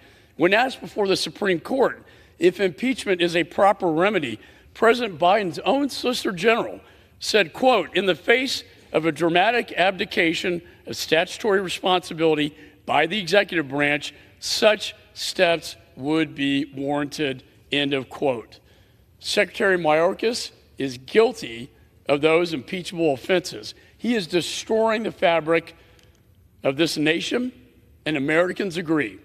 So today I will proudly stand up for our nation by voting to remove him from office. And I yield back. Reserve. The gentleman reserves. The gentleman from Mississippi is recognized. Madam Speaker, Secretary Mayorkas has invested significantly in stopping dangerous drugs like fentanyl entering the country and launched several efforts targeting smugglers, gangs, and cartels. Under Secretary Mayorkas' leadership, we have more personnel, technology, infrastructure, and resources on our borders than ever. I now yield 1 minute to the gentlelady from Nevada, Ms. Titus. The gentlewoman is recognized. Thank you very much. You know, considering this impeachment resolution is the fastest I've seen the House GOP move all session. That's because there's been no collection of evidence, only the manipulation of it. There's been no meaningful bipartisan engagement, only partisan political stunts. And there's been no due process. Instead, it's a deliberate disregard for the basis of our legal system. It has no constitutional precedent or basis, no real backing by Senate GOP counterparts who are going to hold the trial, no meaningful engagement with policy, and no support from respected legal scholars, political pundits, nor former DHS directors. History will remember this for what it is, an appeasement of the most extreme members of the MAGA base, and put very simply, the brown-nosing of a man with 91 indictments, several convictions, and 2 impeachments. And I yield back. Reserves. The gentleman from Tennessee is recognized. Madam Speaker, I yield 2 minutes to the gentleman from Oklahoma, Mr. Burkeen. Gentleman is recognized for 2 minutes. Thank you, Madam Speaker. I rise in support of this impeachment resolution. As Chairman Green of the Homeland Security Committee has reminded our committee often in recent weeks, James Madison, the father of our Constitution, once said, "If an unworthy man be continued in office by an unworthy president, the House of Representatives can at any time impeach him, and the Senate can remove him whether the president chooses or not." End of quote. This impeachment is not about policy difference, though we have them.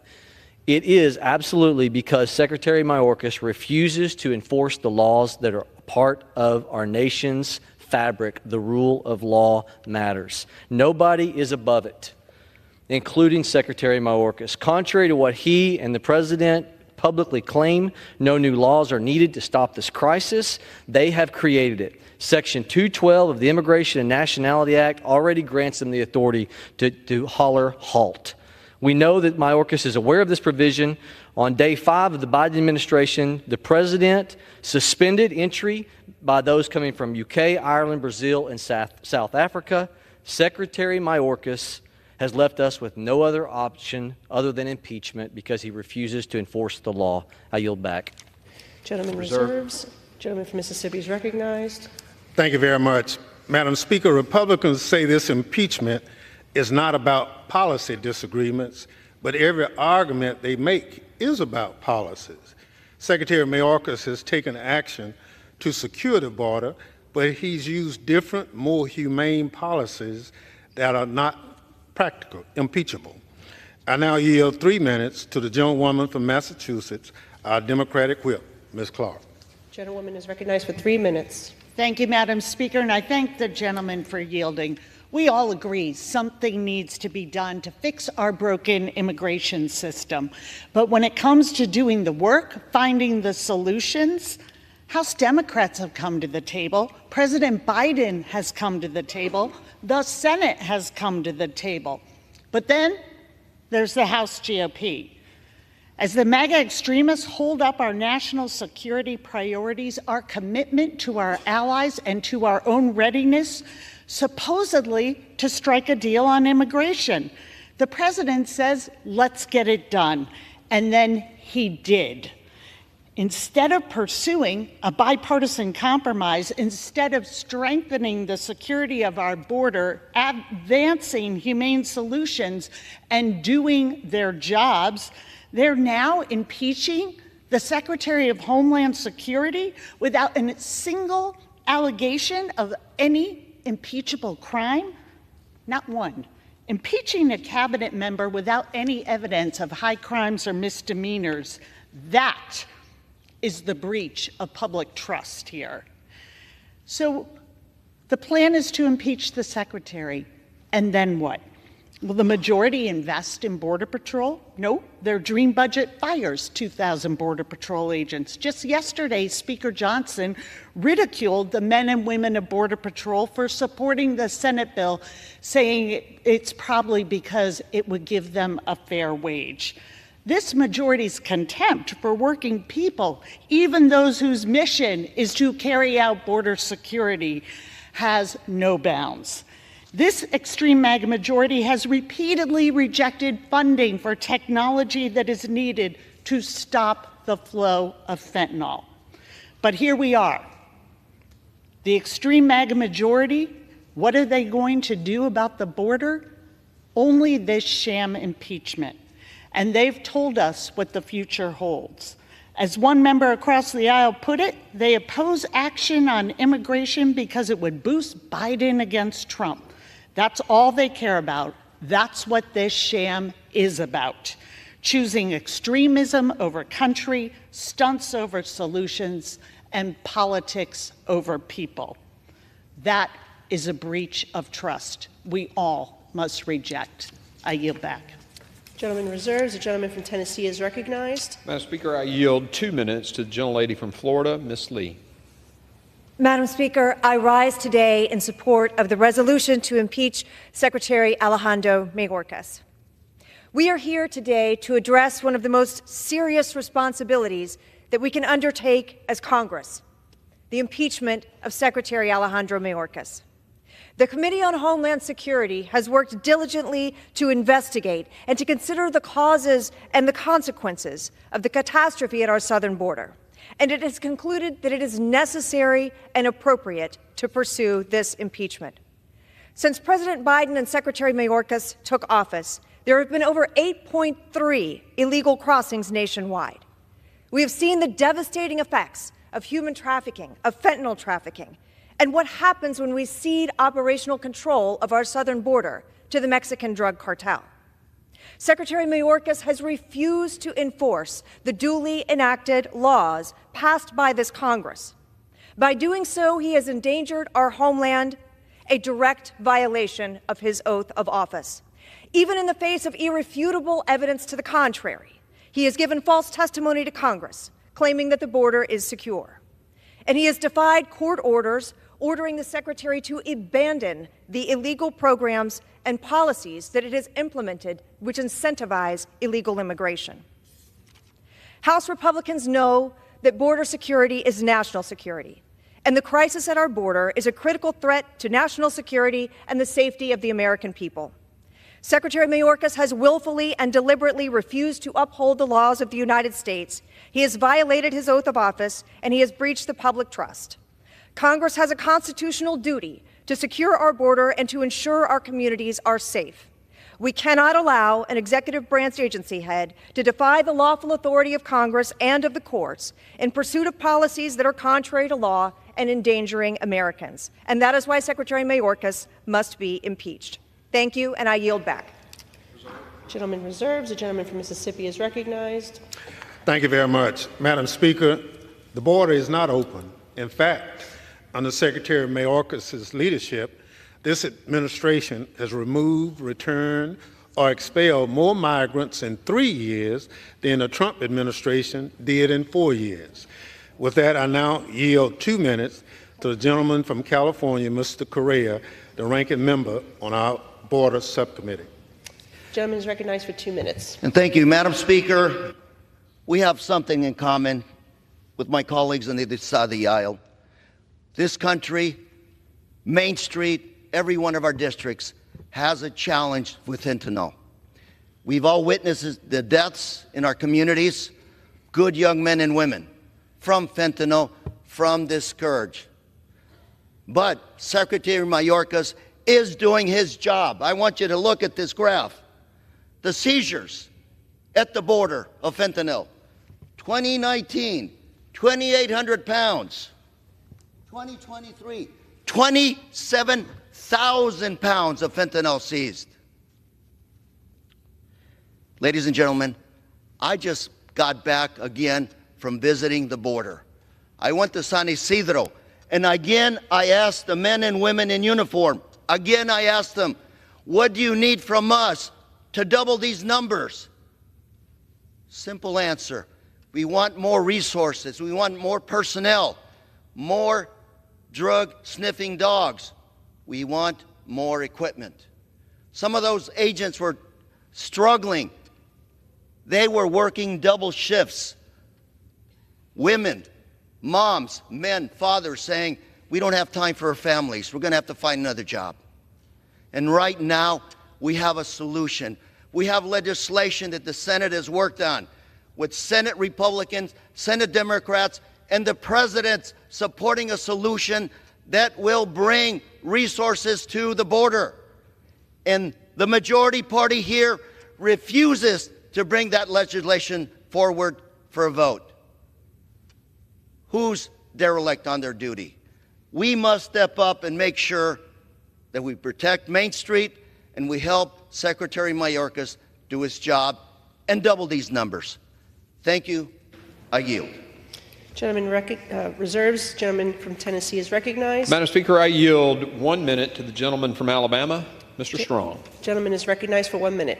Thank you. Today is about delivering accountability on behalf of the local and state leaders unable to bear the weight of thousands of illegal immigrants flooding their communities, hospitals, and schools.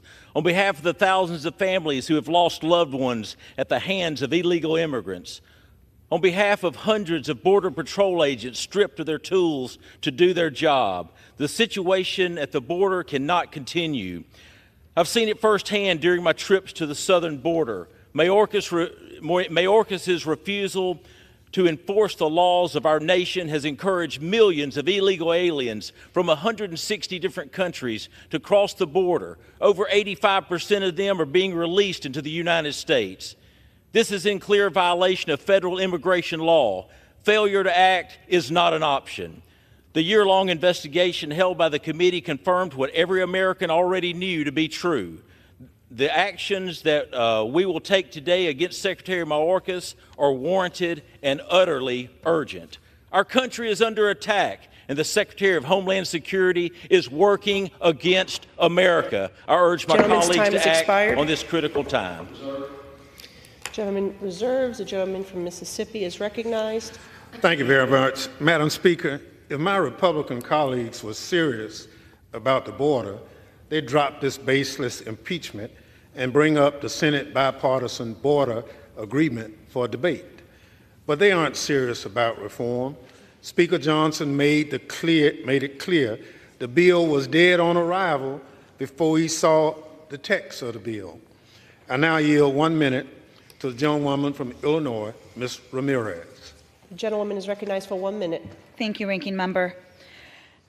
On our first Homeland Security Committee hearing, Professor Bowman, an expert in impeachments, made it clear that policy differences are not a legitimate basis for impeachment. There is no legitimate basis for impeachment, yet here we are. Why? Republicans believe persecution is a substitute for policymaking.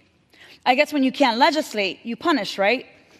Persecution has become their go-to strategy to score political points. We've seen that on Congressperson Omar, Schiff, Tlaib, even their own Speaker McCarthy, government employees, immigrants, and now Secretary Mayorkas. While great for political theater, persecution and punishment does not solve problems. Policy does. But Republicans are not interested in policy. They shut us down from presenting policy. They even killed a supplemental they had negotiated for months. They're just desperately deflecting attention from their failure to govern to secure their own empty re-elections. If we're serious, we'd be debating policies to address a humanitarian crisis, the root cause of migration, and fentanyl. Clearly, we're not. Yield an additional 15 seconds to the lady. Clearly, we are not serious about solutions, just chaos. Gentleman reserves. The gentleman from Tennessee is recognized. Madam Speaker, I yield 2 minutes to the gentleman from North Carolina, Mr. Bishop. The gentleman is recognized for 2 minutes. Madam Speaker, many have said what the issue is. Many have mischaracterized it, in my judgment.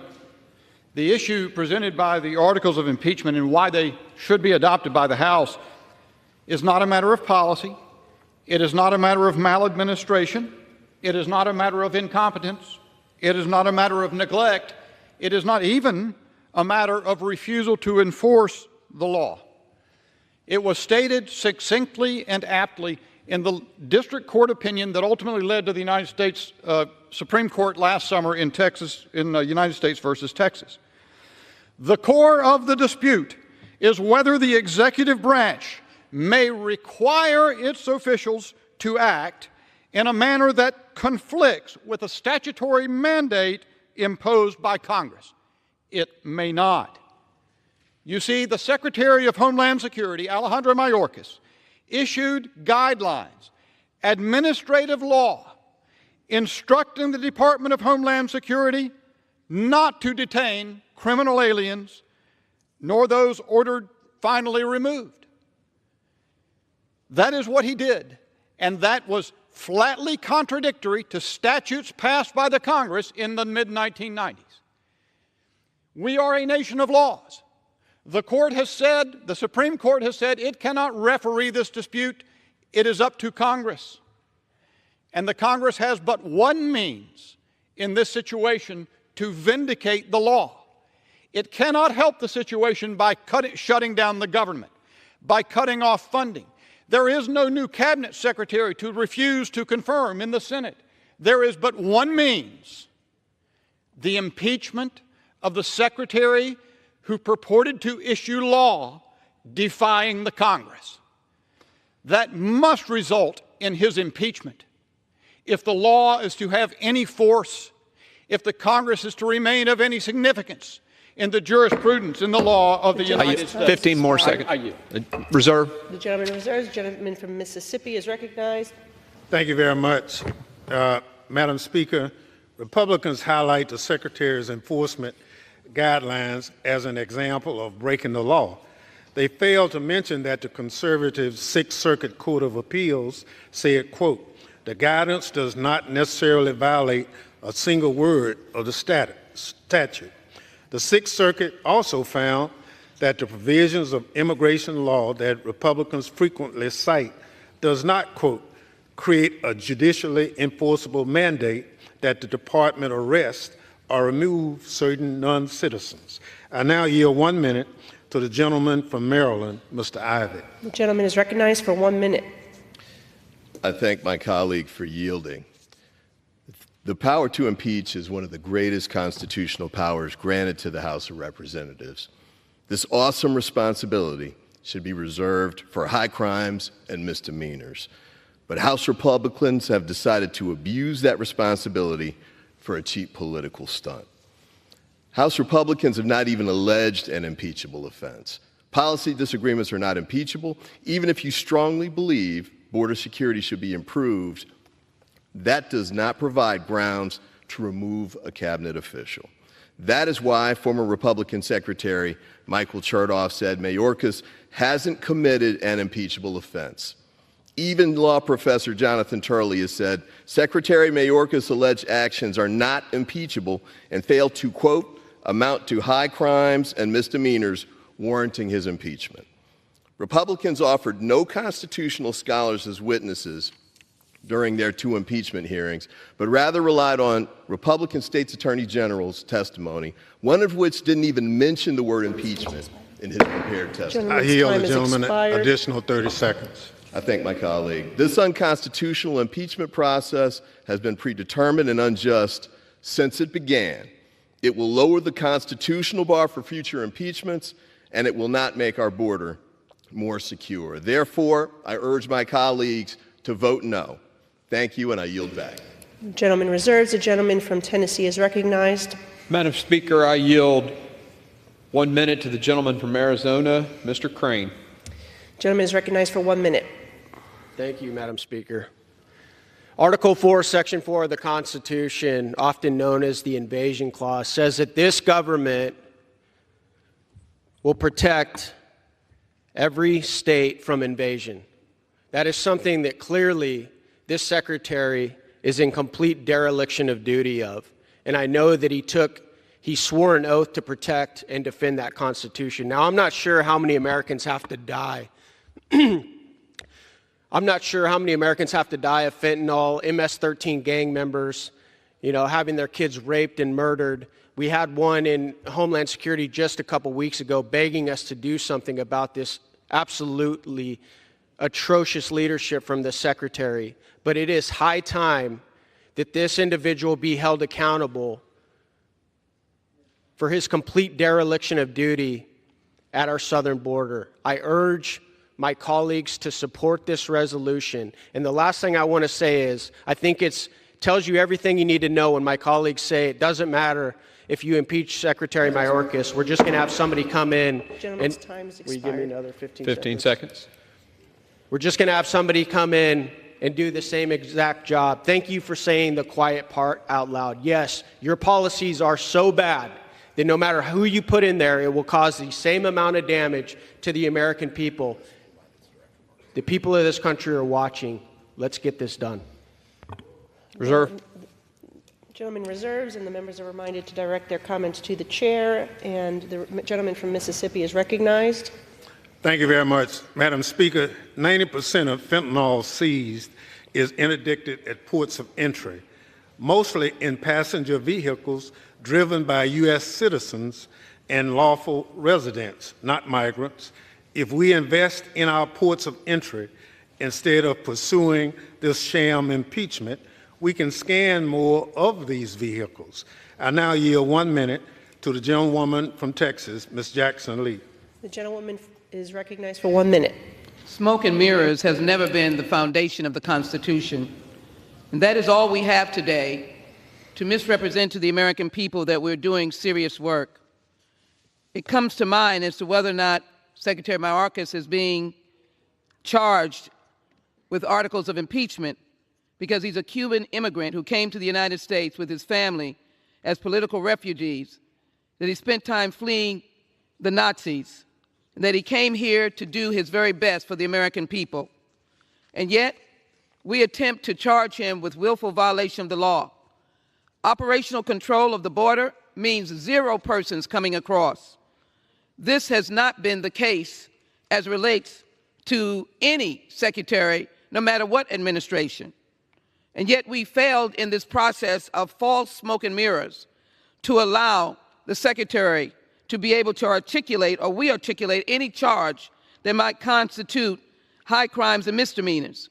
We failed to provide evidence to support the charges, such as they are.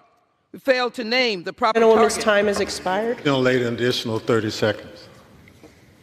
I thank the gentleman. We failed to name the proper target for impeachment in a policy dispute.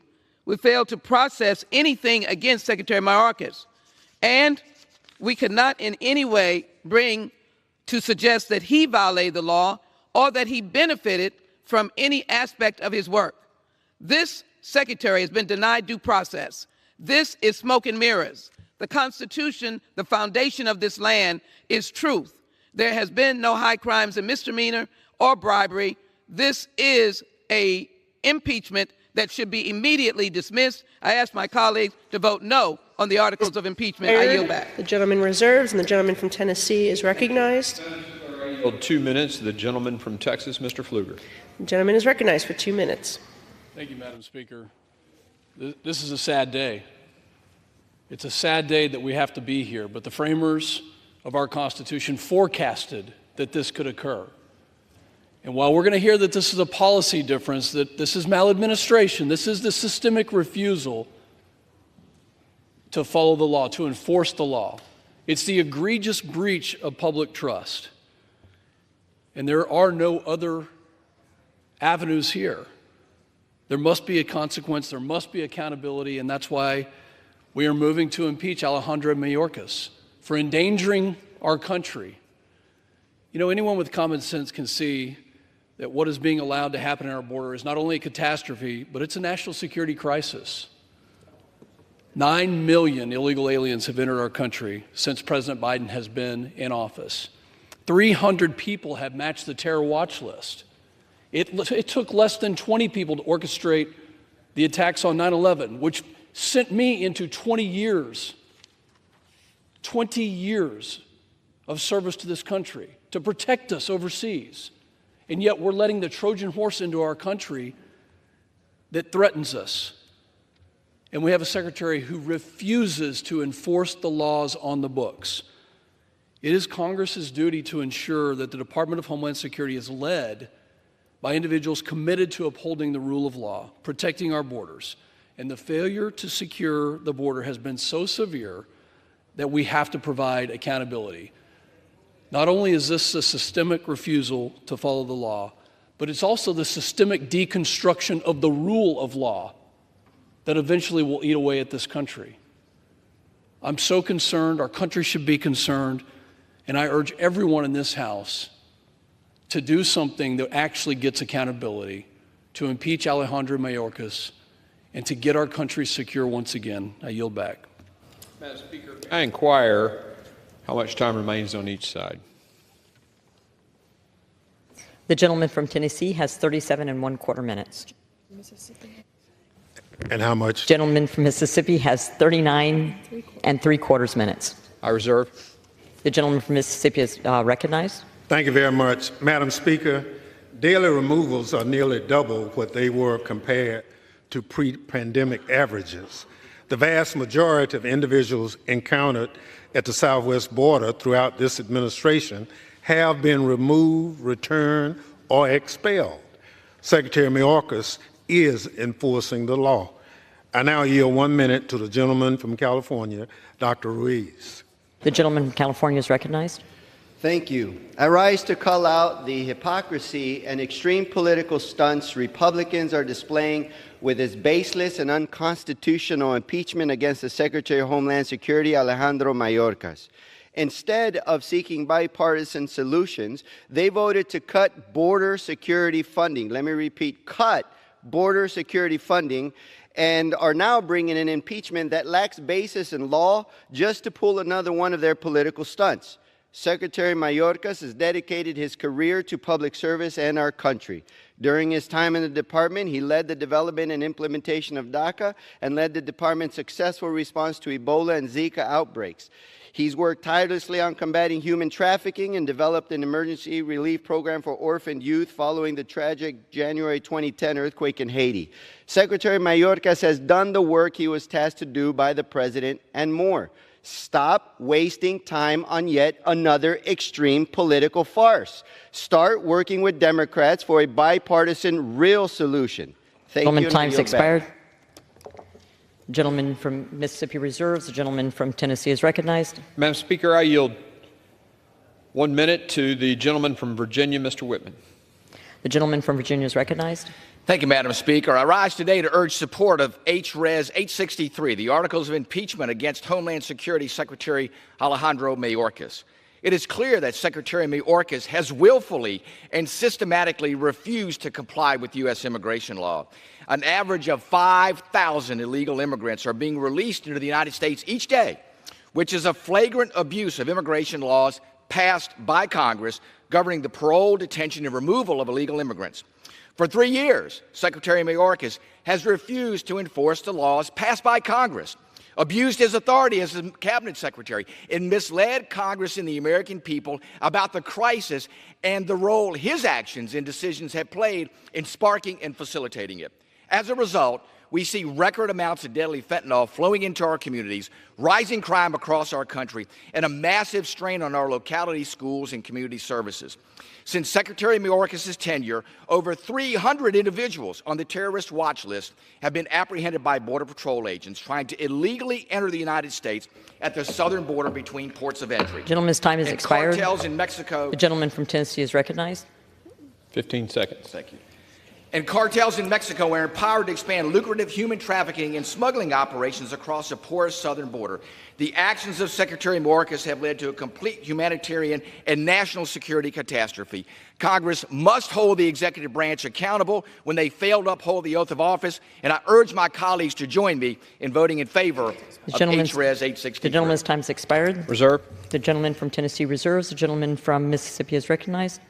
Madam Speaker, Republicans ignore the fact that no administration has ever had the resources to detain all border crossers. President Trump released over 500,000 people without ever detaining any of them. I now yield 2 minutes To the gentleman from New York, the ranking member on Judiciary, Mr. Nadler. The gentleman from New York is recognized. Madam Speaker, I rise in opposition to the sham impeachment of Secretary Mayorkas. This resolution is filled with false and misleading statements that amount to nothing more than policy disagreements. Even if it were based in truth, however, policy disagreements are not a legitimate basis for impeachment. Impeaching a cabinet secretary is serious. Unfortunately, House Republicans are not. This sham impeachment ran roughshod over due process and completely bypassed the Judiciary Committee, the Committee of Jurisdiction for Impeachment. This is not a serious effort, nor is it a serious resolution. Republicans allege that Secretary Mayorkas should be impeached simply because he failed to meet the impossible standards set out in our laws, standards that no administration, not even President Trump's, has ever come close to meeting. For example, they allege that Secretary Mayorkas has failed to detain everyone that the law requires to be held in mandatory detention. But to do so would require Congress to appropriate over $35 billion a year, a number 10 times higher than President Trump ever requested for detention. That's why the Trump administration released over 500,000 people at the U.S.-Mexico border and released 1.1 million people from immigration detention into the United States. But did we hear calls from the Republicans to impeach Secretaries Kelly, Duke, or Nielsen? Of course not. The resolution also takes aim at the Secretary's use of his parole authority. But Republicans never complained when President Trump uses parole authority for tens of thousands of Cubans and military families. So what's different now? Could it be that it's an election year and Republicans have no record of accomplishments to run on? With no ideas, no agenda, no ability to govern, they are cheapening the serious and awesome power of impeachment to score a few cheap political points. That is shameful. Our immigration system has been broken for decades. Impeaching a cabinet secretary because you do not like their policies will not repair it. Only bipartisan reform can do that. I encourage my colleagues to vote no on this resolution, and I yield back. Gentleman from Tennessee reserves. Gentleman from Mississippi reserves. Gentleman from Tennessee is recognized. Madam Speaker, I yield 1 minute to the gentlelady from Texas, Ms. Van Dyne. The gentlelady from Texas is recognized. Madam Speaker, I rise to support the impeachment of Secretary Mayorkas. His actions support law-breaking and lawlessness and have inflicted a horrific toll on our country. The kind of damage he's done to our cities and our families is something you'd expect from a hostile foreign adversary looking to destabilize and destroy America. Our cities are overrun, forcing vital services to be cut off or reduced, shutting down our schools to house illegal migrants, turning community centers into refugee camps, all while ignoring the needs of our own citizens. There are more than 110,000 dead Americans from fentanyl that is being smuggled by Mexican cartels. We see criminal illegal immigrants committing murder, rape, and beating our police in broad daylight. This is far more than a policy difference. This is the death and destruction of our country and our people. And I will not stand by and just politely ask the Biden administration to please stop the chaos and devastation.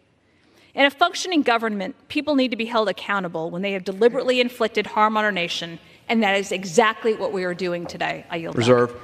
The gentleman from Tennessee reserves. The gentleman from Mississippi is recognized. Thank you, Madam Speaker. Madam Speaker, if my Republican colleagues were worried about the impacts of migration on our local communities, they should support DHS's Shelter and Services program. This is the only federal program that can provide direct assistance to cities and organizations responding to arriving migrants. Instead, they are trying to gut this program and impeach Secretary Mayorkas, which would accomplish nothing. I now yield 1 minute to the gentleman from California, Mr. Swalwell. The gentleman from California is recognized. This is not about Secretary Mayorkas. This is straight-up sabotage. MAGA Republicans have never accepted President Biden as the president from the day they led an insurrection into this chamber to this day where they're trying to sabotage solutions at the border. Any shortcomings with Mayorkas are your fault. You won't give him the authorities that he needs to carry out more security at the border. And all we've heard for years is noun, verb, border. So you get your border deal, led by the second most conservative in the Senate, and you're walking away from it. You're walking away from it because Trump says you can't have it. And this place, with you all in charge, is looking less and less like the House chamber and more like Trump's echo chamber. What we need right now are solutions, not chaos. And with you all in charge, you're a party of followers. And with President Biden's leadership, Democrats continue to show we're a party of leaders. And I yield back. I want to remind members that they are to address their remarks to the chair.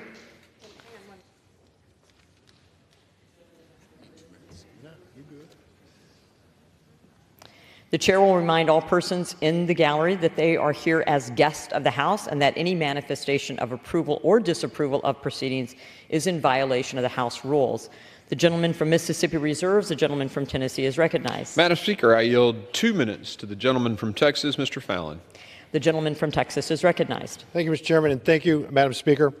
I find it interesting that how many Democrats or open border caucus members, or I apologize for my redundancy there, are willing to house migrants in their own homes, Madam Speaker. None, zero, nada. They seem to all be for providing sanctuary, provided they don't have to provide it. Alejandro Mayorkas, under oath, testified before Congress and claimed the border is no less secure than it was previously. Does anyone in this chamber actually believe that? Does anyone in this country believe that? So let's compare the first 3 years of President Trump and Biden's tenures. President Trump, first 3 years, 1.6 million illegal crossings. Joe Biden, 8.3 million, a 519% increase. Terror watch list suspects apprehended. Under President Trump, 8 in 3 years. Joe Biden, 361, a 4,512% increase. Chinese nationals, mostly of military age, the military age men, entering illegally. Last year under President Trump was 450. Under Joe Biden, over 24,000, a 5,333% increase. No less secure. That the new math? Opioid deaths have doubled. The Mexican drug cartels are enjoying record profits. Alejandro Mayorkas fostered this mayhem, and he facilitated a cataclysmic chaos. He's inept, he's weak, he's impotent. He's violated federal law, he's purged himself in front of Congress, he's lied to the American people, and he's undermined his own Border Patrol agents. Mayorkas has shown the world who he is. He is a sheep in sheep's clothing. And the cartel wolves and our enemies across the world are circling. This impeachment is richly deserved, and we must fire this bum, this second coming of Benedict Arnold, forthwith. Madam Speaker, I yield back. The gentleman from Tennessee reserves. The gentleman from Mississippi is recognized. Thank you, Madam Speaker. Madam Speaker, let's look at the facts. Since May 12, 2023, when Title 42 ended, DHS has removed more than 500,000 individuals. That's more people than when Donald Trump removed in any given year. The border is not open. I now yield 2 minutes to the gentleman from Maryland, Mr. Raskin, the ranking member of the Oversight Committee. The gentleman from Maryland is recognized. Thank you, Madam Speaker. Mr. Chairman, we're here because the madcap wild goose chase to impeach Joe Biden has produced no wild geese. Even Fox News is lampooning the fact that their own expert witnesses repeatedly say President Biden did nothing wrong and there are no grounds for impeachment. More than a dozen GOP members in Biden majority districts don't want to go anywhere near that fantasy production. So the Trump-Putin mega faction, headed up by the distinguished gentlelady from Georgia, has been given this worthless trinket of a consolation prize, the opportunity to bring a slapstick impeachment drive against a cabinet member of unimpeachable integrity who has obviously committed no treason, no bribery, no high crimes, no misdemeanors, nothing indictable or even indictable, if you prefer. What makes this farce a tragedy is that Secretary Mayorkas and the U.S. Senate have been working for months to achieve precisely the immigration and border compromise the GOP has been demanding.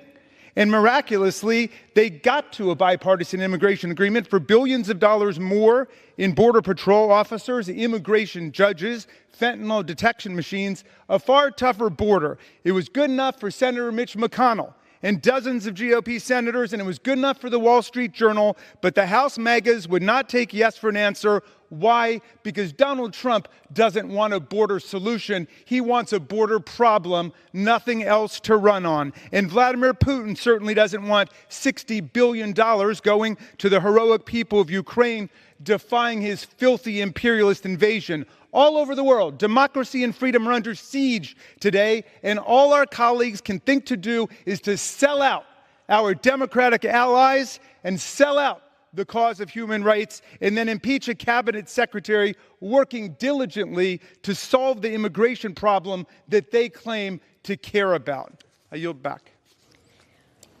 The gentleman from Mississippi reserves. The gentleman from Tennessee is recognized. Madam Speaker, I yield 1 minute to the gentleman from Tennessee, Mr. Rose. The gentleman from Tennessee is recognized.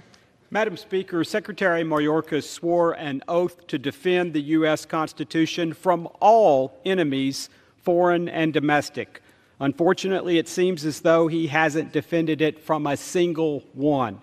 Since President Biden took office, there have been more than 7 million illegal encounters at our southern border and more than 1.7 million known gotaways. Not once has Secretary Mayorkas issued a statement, signed a policy, or taken an action to discourage this from happening.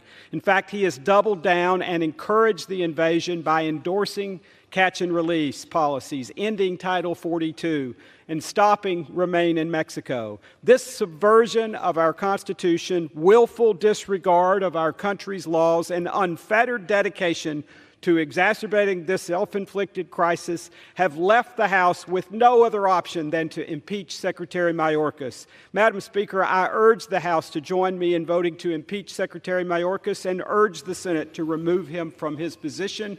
Thank you, and I yield back. Reserve. The gentleman from Tennessee reserves. The gentleman from Mississippi is recognized. Thank you very much. Madam Speaker, I remind my colleagues that they voted to terminate the COVID-19 national emergency and thus voted to end Title 42. In addition, DHS has no role in ending this policy. I now yield 1.5 minutes to the gentleman from Rhode Island, Mr. Magaziner. The gentleman from Rhode Island is recognized. Thank you, Speaker. You know, the American people want us to be working together to solve our challenges at the border. We could be working together to vote on President Biden's proposal for $14 billion of funding that would add over 1,000 Border Patrol officers. We could be working with the Senate on real immigration reform that Republicans claimed they wanted until Donald Trump told them that they didn't. But instead, we are wasting time and energy on an impeachment with no legal basis just because it's what Donald Trump wants. Here are the facts. The facts are this. Congress has allocated funding for 34,000 beds at detention centers. The average daily census last year was 37,000. The centers are full. And so the Secretary, under the law, uses his legal discretion to decide who to detain and who to release, the same legal discretion that all of his predecessors have used. In the last 2 years of the Trump administration, 52% of migrants were released, nearly 1 million people. And I did not hear my House Republican colleagues calling to impeach that Homeland Security Secretary. No, this is about one thing, politics. There are no high crimes, no misdemeanors, no treason, no bribery. And I would remind my colleagues, our oath is to the Constitution, not to Donald Trump. And I yield back. The gentleman from Mississippi reserves. The gentleman from Tennessee is recognized. Madam Speaker, I yield 1 minute to the gentleman from Oregon, Mr. Betts. The gentleman from Oregon is recognized. Thank you, Chair Green. It's been said that Secretary Mayorkas is dishonest, duplicitous, and derelict in his duties, and I agree. However, he has also willfully refused to comply with and enforce our nation's immigration laws and explicitly instructed his employees to not enforce these laws. Additionally, the Secretary has willfully obstructed inquiries of my Judiciary Committee regarding entry of illegal aliens into our country. The constitutional standard for impeachment of Secretary Mayorkas has been satisfied. I want to commend Chair Mark Green for his excellent work in managing this important constitutional matter and in following regular order. While doing so, I yield back. The gentleman from Tennessee reserves. The gentleman from Mississippi is recognized. Madam Speaker, despite the Republicans want us to believe, the courts at the highest level have not found that Secretary Mayorkas is violating the law, and courts are where we go to determine whether a cabinet secretary is following the law Congress wrote, not a partisan impeachment. I yield 1 minute to the gentlewoman from Texas, Ms. Escobar. The gentlewoman from Texas is recognized. I rise today in strong opposition to the GOP's political stunt of the day, impeaching Secretary of Homeland Security Alejandro Mayorkas. The real problem here is congressional inaction on immigration reform. My community of El Paso, Texas, on the U.S.-Mexico border, has been on the front lines of this issue and living with the consequences of congressional failure to act. Our federal personnel, local governments, and shelters are all overwhelmed. And Republicans continue to withhold vital funding that would help address this issue. As a border legislator, I've never met a more committed, accessible cabinet member than Secretary Mayorkas. He is a great public servant doing everything he can with the limited resources Congress has given to him. I invite my Republican colleagues who want to solve this, who really want to solve this, to join the bipartisan coalition supporting the Dignity Act. Stop playing games and do your job. I yield back. The gentlewoman's time has expired. The gentleman from Mississippi reserves. The gentleman from Tennessee is recognized. Madam Speaker, I yield 2 minutes to the gentleman from Mississippi, Mr. Guest. The gentleman from Mississippi is recognized. Well, thank you, Mr. Chairman. I rise today to express my support for impeaching Homeland Security Secretary Alejandro Mayorkas for reasons outlined in both articles of impeachment, but specifically for Article 2, breach of public trust. Secretary Mayorkas has repeatedly testified falsely, misleading Congress and the American people. He's done so by saying that the southwest border is secure and that his department has operational control of the border. Secretary Mayorkas, in his previous appearances before the Committee on Homeland Security, has told me personally on multiple times, testifying while under oath, that the border is secure.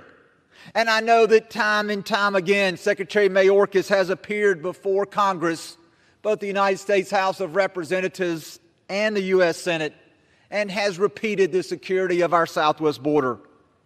These declarations, Madam Speaker, are patently untrue, and they contradict statements made by both his former Border Patrol Chief, Raul Ortiz, and by the President himself. President Biden, who just recently said and admitted that the border was not secure. And he went on to say that the border has not been secured for almost a decade. Madam Speaker, Secretary Mayorkas' dealings with Congress, they indicate a lack of transparency and an attempt to mislead the public on the true conditions that exist at the border. And we as Congress, we must now hold Secretary Mayorkas accountable. This is a grave day in our history, a grave day for this nation, and not one that we take lightly. However, in light of all the facts, I urge my colleagues to join me in voting to impeach Secretary Mayorkas. Thank you, and I yield back. The gentleman's time has expired. The gentleman from Tennessee reserves. The gentleman from Mississippi is recognized. Thank you very much. Madam Speaker, my Republican colleagues won't admit that this impeachment is a sham, but their favorite conservative legal experts will. President Trump's impeachment attorney, Alan Dershowitz, accused Republicans of, quote, distorting the Constitution, unquote.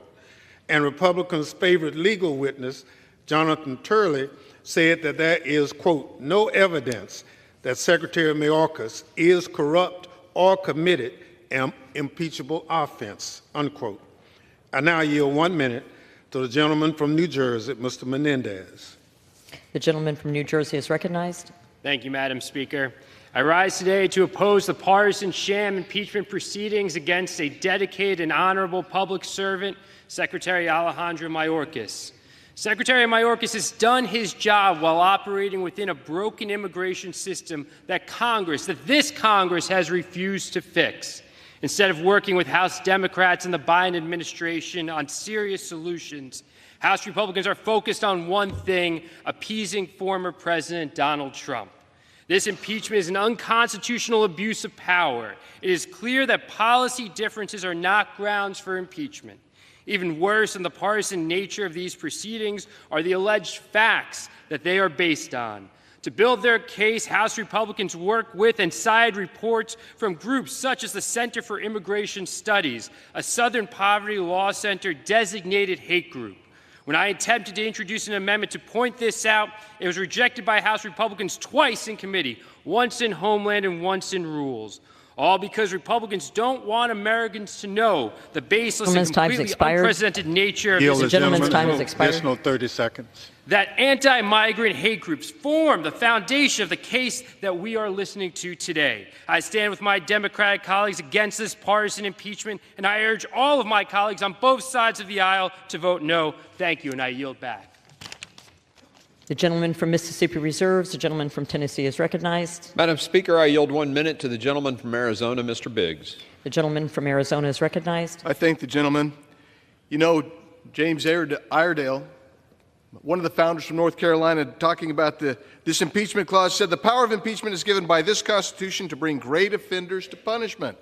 It's calculated to bring them to punishment for crime which is not easy to describe, but which everyone must be convinced is a high crime and misdemeanor against government. For instance, corruption. Let's do here. Its exercise, the impeachment, will arise from acts of great injury to the community, and the objects of it may be such as cannot be easily reached by an ordinary tribunal. That's why you have impeachment. And that's necessary here because what you have is a secretary who came into judiciary. He's given the language from the Safe and Secure Fence Act of 2006 and said, is the border under operational control? He says, well, no, we've redefined it ourselves. We're comfortable with the new definition that we've made. That's a violation of the separation of powers. This is the same secretary who tells his ICE agents, you know what, you time has expired. Additional 30 seconds. He tells his ICE agents, you cannot remove 1 million, 1.2 million people who have actually had due process through the courts and have active removal orders. He's the same one who says we don't have to adhere to Title VIII. That has resulted in great injury to our communities. And that is why he must be impeached, because he falls in the definitions that one of the founders, James Iredale, said. And he's right on the money, and I urge everyone to support this movement to impeach. The gentleman's time expired. The gentleman from Tennessee reserves. The gentleman from Mississippi is recognized. Thank you very much. Madam Speaker, the definition of operational control in the Secure Fence Act of 2006 has never been achieved under any administration, including the Trump administration. This is not grounds for impeachment. I now yield 1 minute to the gentleman from California, Mr. Garcia. The gentleman from California is recognized. Thank you, Madam Speaker. Today, Republicans are engaging in yet another impeachment scam. We're here today because the majority wants to attack President Biden and Secretary Mayorkas, all to elect Donald Trump. The insane leader of their party claims that immigrants like me, and I quote, pollute the blood of this country. Donald Trump's rhetoric is just like Hitler's. And he wants chaos. He thinks the border crisis helps him, so he wants it to continue. And in fact, Border Patrol apprehensions more than tripled in the last 8 months of the Trump presidency. But let's remember the Donald Trump and MAGA vision for border security. These are actually some of their ideas. Donald Trump wants to build alligator moats. He's proposed bombing Mexico. He's actually said we should shoot migrants in the legs and maybe even electrify the fence. These are cruel and ridiculous ideas, that they are proposals of Donald Trump and the MAGA right. This extreme political stunt should fail, and with that, I yield back. Gentleman yields back. A gentleman from Mississippi Reserve, gentleman from Tennessee is recognized. Mr. Speaker, I yield 3 minutes to the gentleman from Louisiana, Mr. Higgins. The gentleman is recognized for 3 minutes. I thank my colleague, the chairman of the Homeland Security Committee, and I respect my colleagues across the aisle who have voiced their opposition. It's important that we clarify the legacy that some of us would condemn by impeaching the secretary responsible for this legacy, and by contrast, the legacy that my colleagues who oppose the impeachment of Secretary Mayorkas would support. 300,000 Americans dead from cartel drugs. 100,000 teenage girls and boys missing, lost by the Mayorkas system into the unspeakable horror of sex slavery networks across the filthiest corners of criminal organizations in our cities. American sovereignty disintegrated. American soil lost to cartel human and drug trafficking bases. Millions of single military-age men from over 100 countries, unvetted, released into our country, creeping into every corner of American society, every city, every town. Our schools overrun by illegals, granted free access to American education infrastructure in hundreds of reports, with no room left for our own children. Hundreds of thousands of violent criminals released into our nation, despite federal law stating that DHS shall detain known criminals who enter America illegally. 1,000 or more known or suspected terrorists allowed to pass freely into the heart of our nation, into my state, into yours. This is the legacy of Alejandro Mayorkas, and by our oath, we must impeach this man who has presented an arrogant, defiant tone of denial and lies to Congress for 3 years, seemingly content or even proud to destroy America day by day. So it is that on this day, it shall be written in the historical record of the People's House that Secretary of Department of Homeland Security Alejandro Mayorkas has been impeached. So shall it be written. So shall it be done. Thank you, Mr. Speaker. I yield. The gentleman yields back. The gentleman from Tennessee reserves. The gentleman from Mississippi is recognized. Thank you, Mr. Speaker. Mr. Speaker, my Republican colleagues are starving DHS of necessary border security resources while accusing Secretary Mayorkas of not doing his job. House Republicans refuse to consider the White House's $13.6 billion border supplemental funding request that would pay for more border agents and officers and detention beds. I now yield 2 minutes to the gentlewoman from Washington, Ms. Jayapal. Gentlelady from Washington is recognized for 2 minutes. Thank you, Mr. Speaker. I rise in strong opposition to this resolution to impeach Secretary Mayorkas. This resolution is as ridiculous as it is dangerous. It has no evidence of high crimes or misdemeanors. Are we really debating impeaching a cabinet secretary because House Republicans don't like the policies that he advances under a democratically elected president? Far from alleging true high crimes and misdemeanors, this resolution relies on the same tired and untrue Republican talking points that Democrats have demonstrated for months are not true. With this Marjorie Taylor Greene sham impeachment resolution, the majority is bending to the will of the most extreme members of their conference simply because they don't like the policies that Secretary Mayorkas is pursuing. Secretary Mayorkas is an excellent and dedicated public servant working tirelessly to protect our national security and to address a broken immigration system. And this Republican Congress, the least productive Congress in the history of the United States, having passed only 27 bills that have been signed into law despite over 700 votes in this body, is simply trying to distract the American people from the fact that they are not doing a single thing to address the lives of ordinary Americans across this country. I keep thinking that the House cannot debase itself further, Mr. Speaker, but it appears that we have not reached rock bottom yet. Vote no on this sham of an impeachment. I yield back. Yields back. Gentleman from Mississippi reserves. Gentleman from Tennessee is recognized. Mr. Speaker, I now recognize the gentleman from Arizona for 2 minutes, Mr. Siscomani. Gentleman is recognized for 2 minutes. Thank you, Mr. Speaker, and Chairman Green for yielding me time. Let me start with this. The House is pursuing impeachment because there is no option left. Secretary Mayorkas has abandoned his job, and he has abandoned the American people. As the charges describe, the Secretary has willfully and systematically refused to comply with the law. And he's put our communities and our country at risk by doing so. This is not an action we take lightly. The last time his cabinet secretary was impeached was in 1876. This is a historic impeachment for someone with historic failures. The time has run out for Secretary Alejandro Mayorkas to be able to do his job.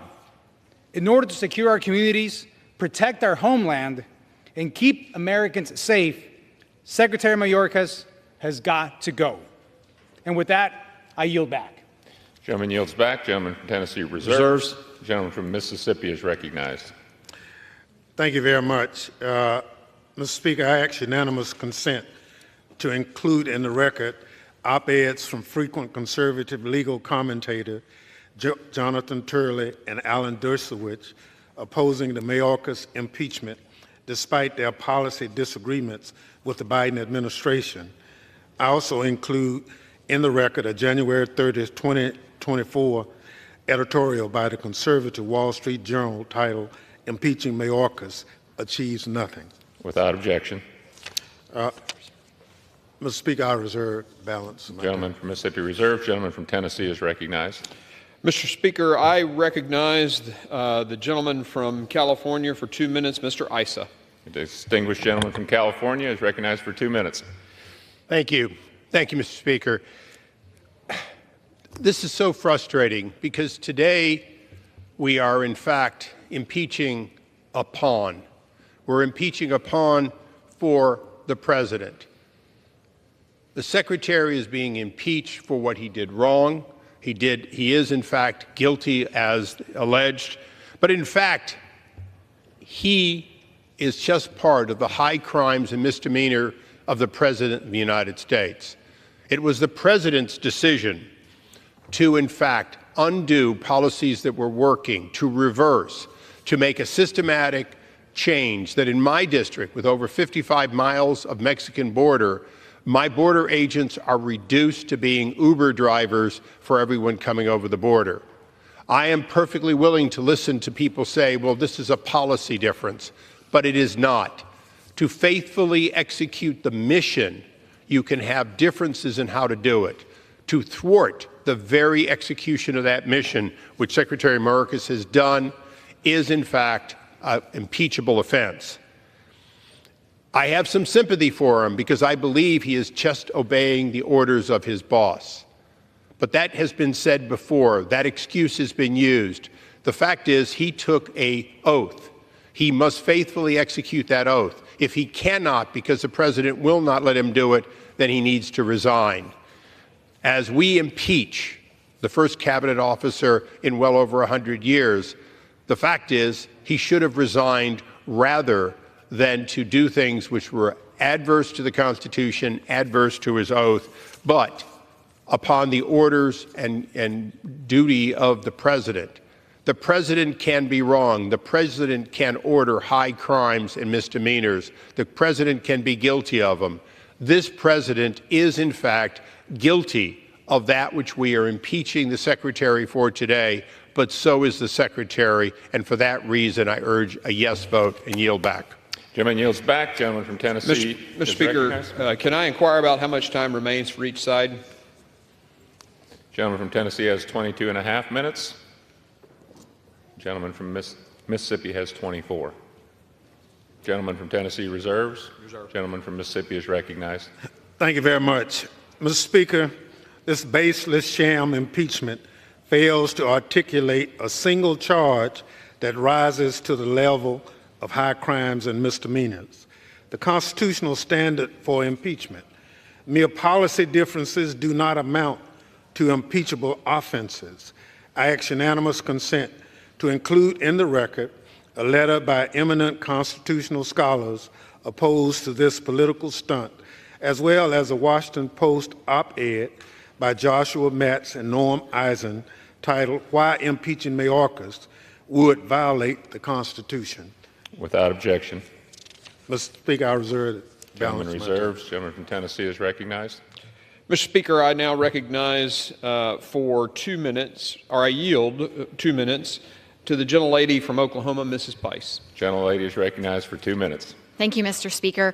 Earlier in this debate, the gentleman from Mississippi noted that there has been more fentanyl seized at our southern border than ever before. But what he did not also recognize is that there are now more fentanyl deaths in this country than ever before. And that is a direct result of what is happening across our southern border.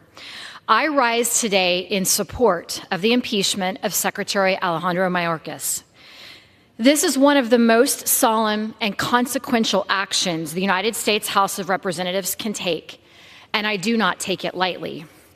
However, under the watch of Secretary Mayorkas, we have witnessed the degradation of our border security and the willful and consistent refusal to comply with and enforce federal immigration laws.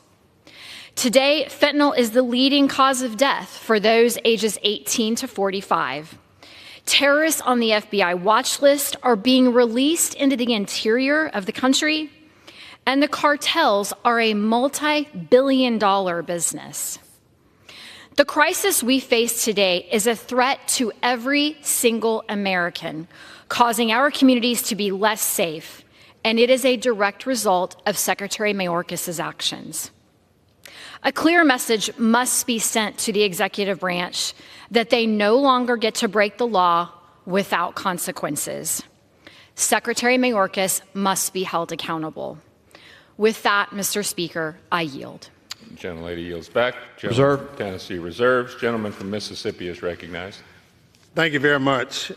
Mr. Speaker, today 3 bipartisan former secretaries of Homeland Security wrote to Speaker Johnson voicing their opposition to impeaching Secretary Mayorkas.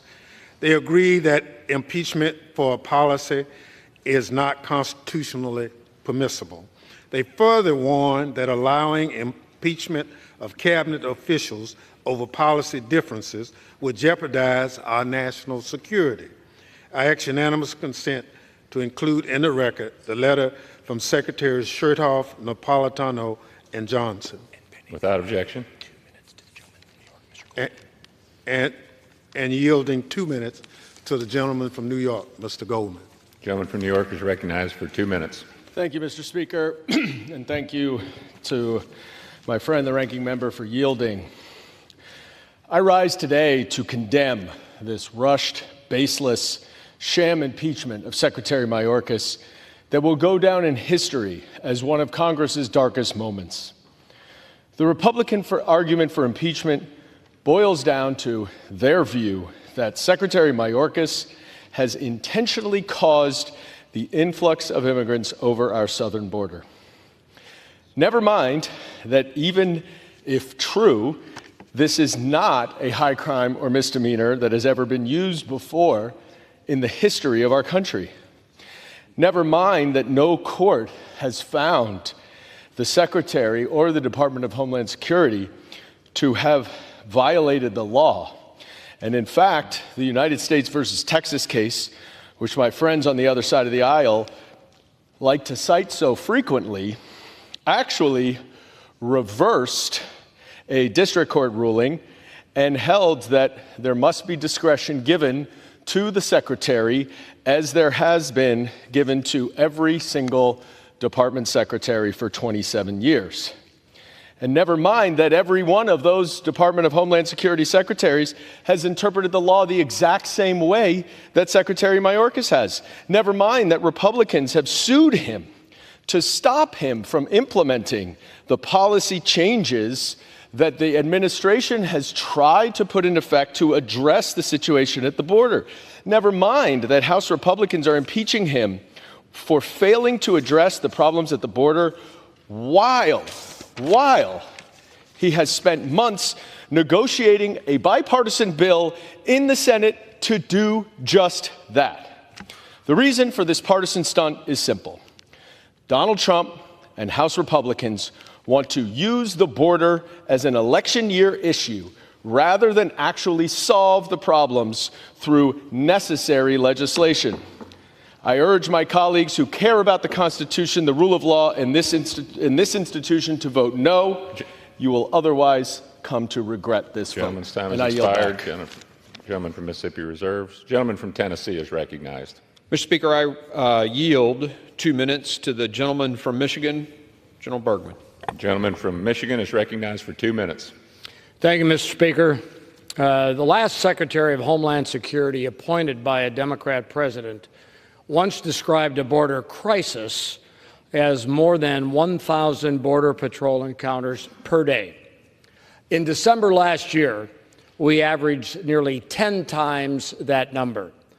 Perhaps most worryingly, 2023 saw a record-setting 860,000, just a little bit shy of 1 million gotaways, border crossers who were detected but who were never apprehended.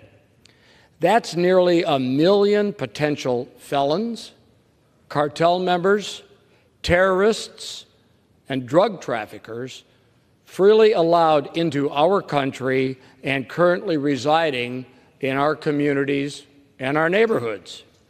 This crisis has been aided and abetted through the unprecedented dereliction of duty of Secretary Mayorkas. As the House Homeland Security Committee has uncovered, Mayorkas has repeatedly violated, subverted, and simply ignored multiple laws set forth by Congress that he swore an oath to uphold, all while ignoring court orders and lying to Congress and the American people. The evidence of his wrongdoings is damning. His abuse of power goes well beyond simple bureaucratic incompetence, and his actions, which have put our nation at extreme risk, cannot go unanswered. I urge my colleagues to support this resolution, and I yield back. Gentleman yields back. Gentleman from Tennessee reserves. Gentleman from Mississippi is recognized. Thank you very much, Mr. Speaker. Mr. Speaker, Republicans are exploiting impeachment power to distract from their inability to pass legislation. Here's what Republican Representative Chip Roy said in November, quote, "I want my Republican colleagues to give me one thing, one that I can go campaign on and say we did. One. Explain to me one material, meaningful, significant thing the Republican majority has done." I now yield 1 minute to the gentleman from New York, the Democratic leader, Honorable Hakeem Jeffries. Gentleman from New York is recognized for 1 minute.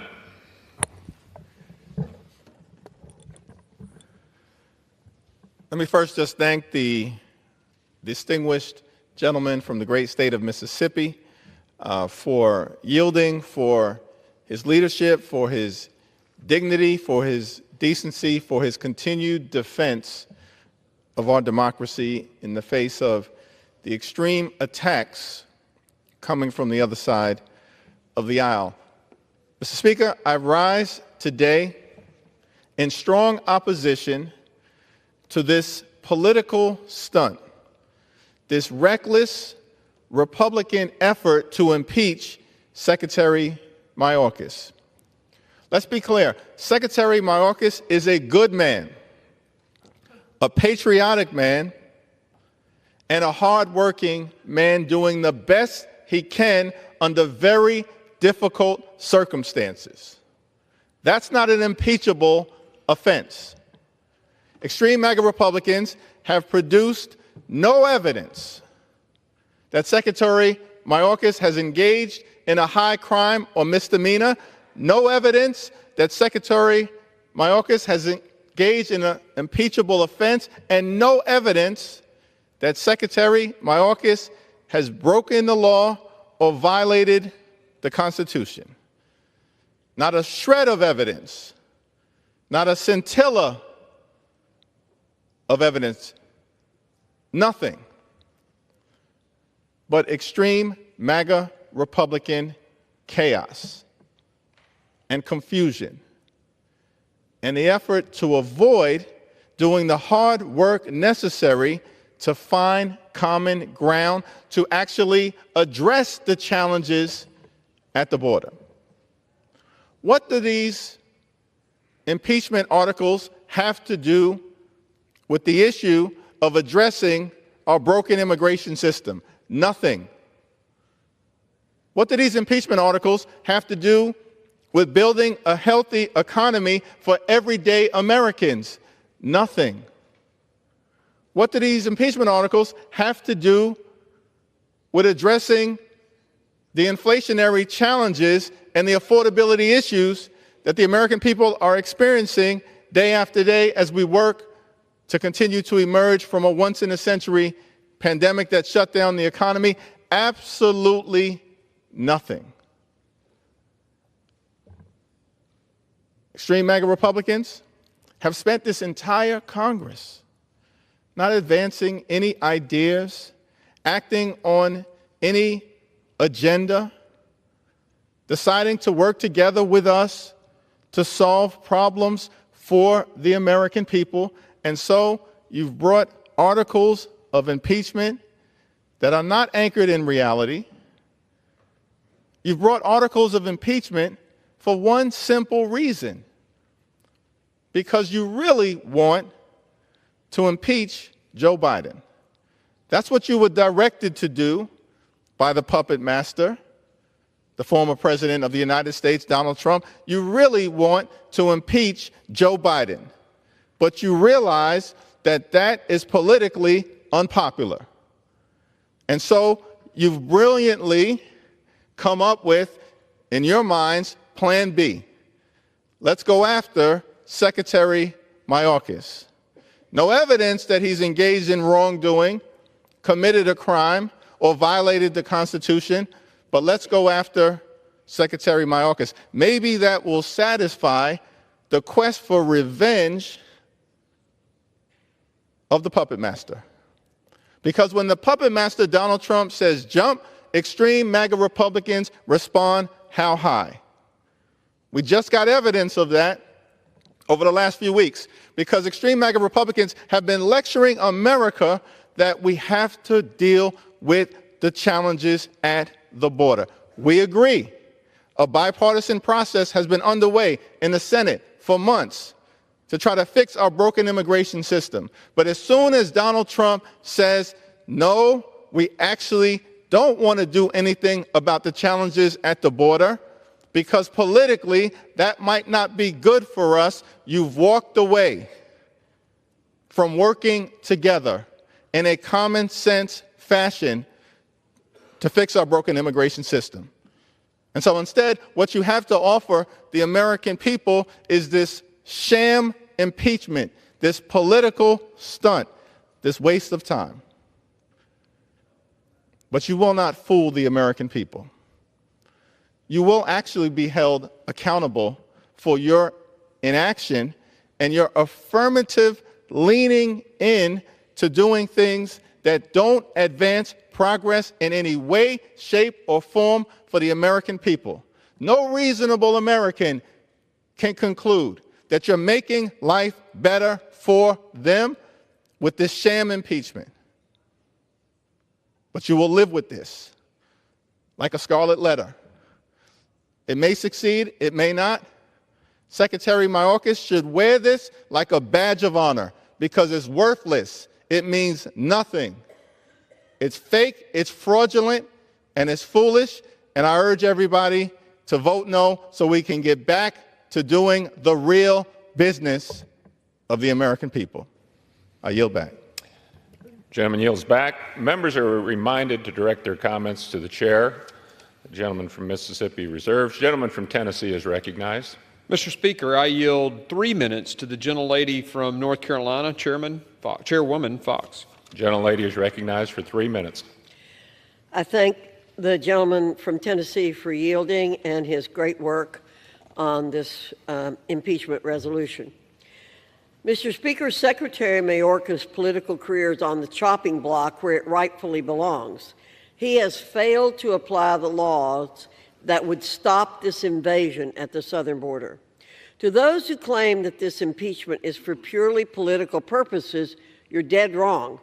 This is about upholding the rule of law that governs our republic, the same rule of law that Secretary Mayorkas has ignored and forsaken every day. Secretary Mayorkas has had innumerable opportunities to enforce the laws that are already on the books, but has chosen not to. He has earned his own impeachment. Let's be clear, our entire constitutional system is predicated on the idea that Congress creates laws and the executive branch enforces those laws.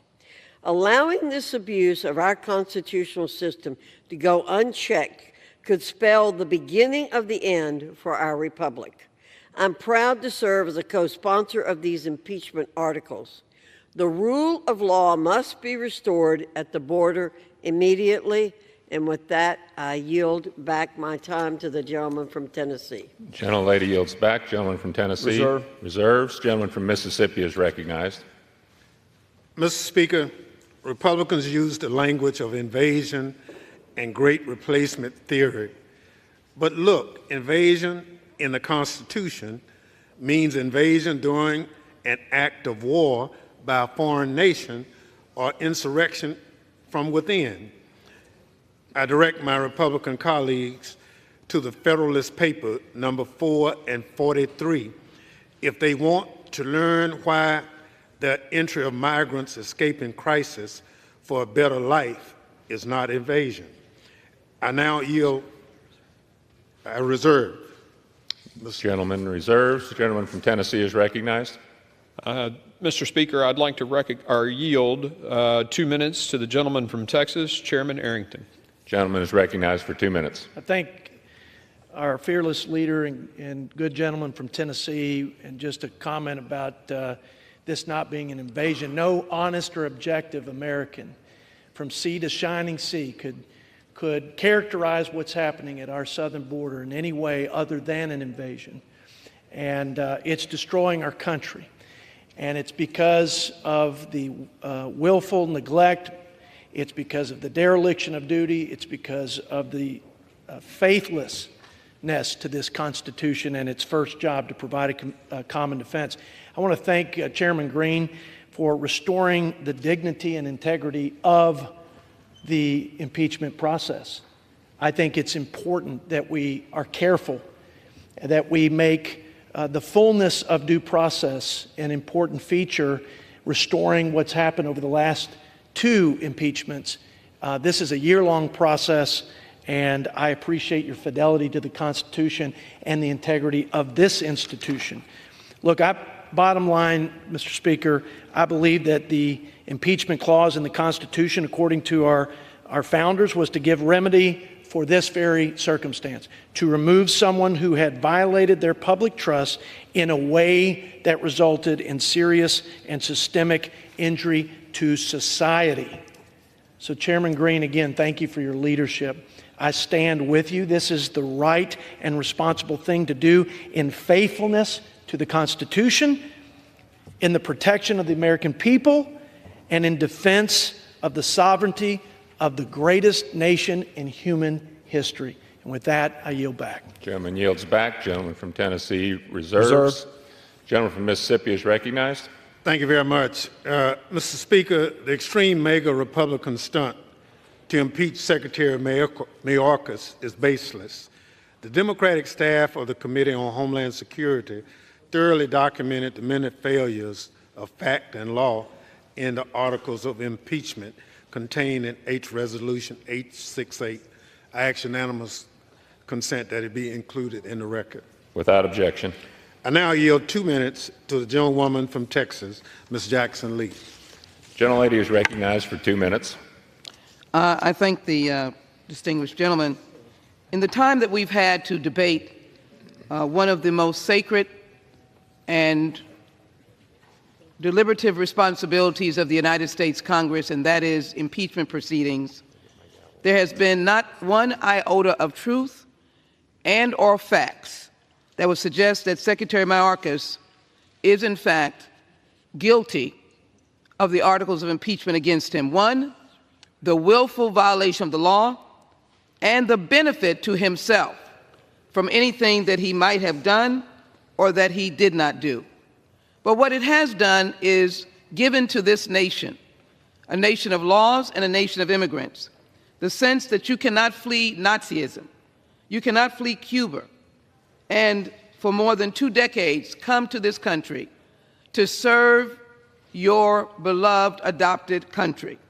That you cannot be the Justice Department U.S. Attorney.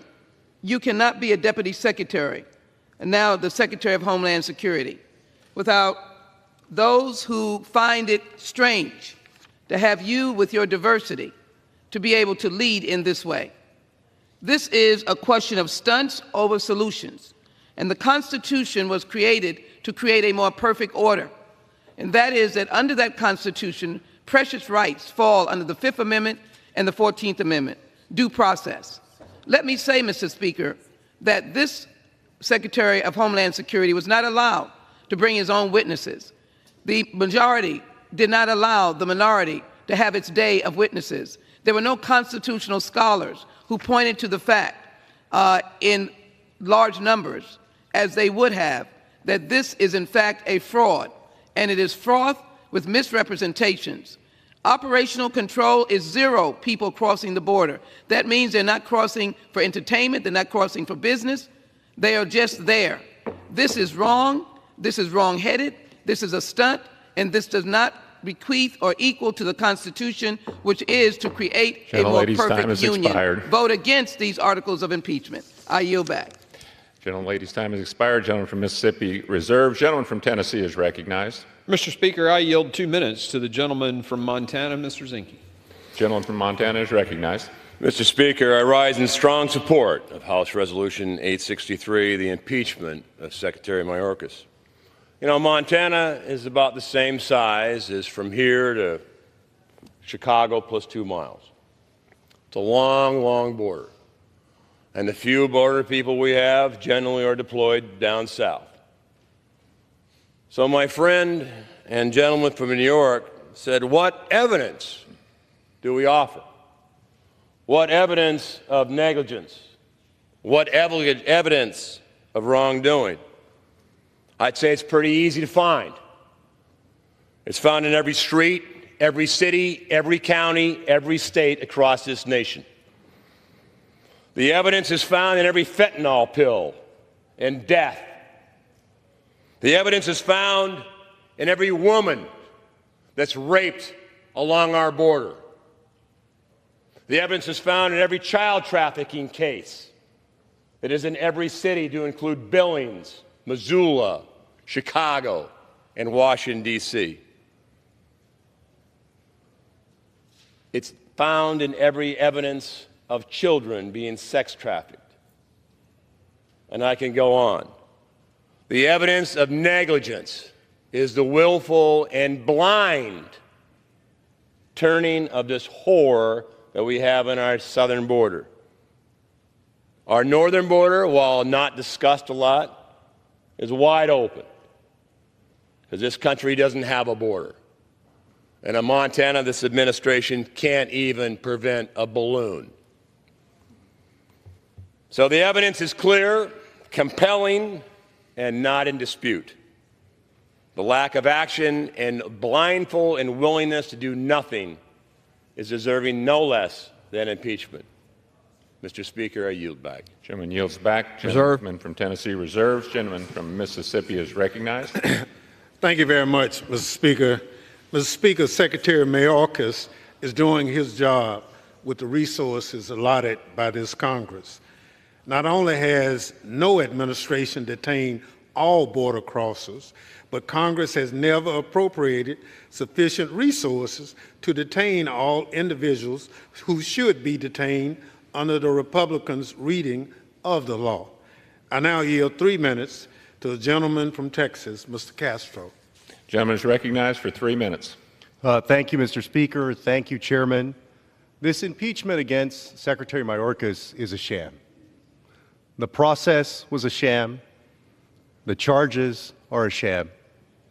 And you might wonder, if that's the case, then why go through all of this trouble? Well, last November, a colleague of mine from the state of Texas stood up in this chamber and asked for one meaningful accomplishment that the Republican Congress has accomplished this session. The answer was nothing. That colleague was not a Democrat on this side of the aisle, but a Republican. A Republican who asked the question whether somebody could name one meaningful accomplishment.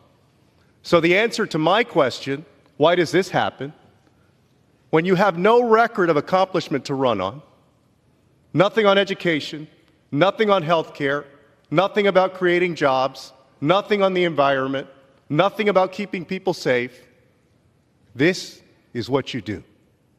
You put on a circus. And that's why we're here today. If we need an example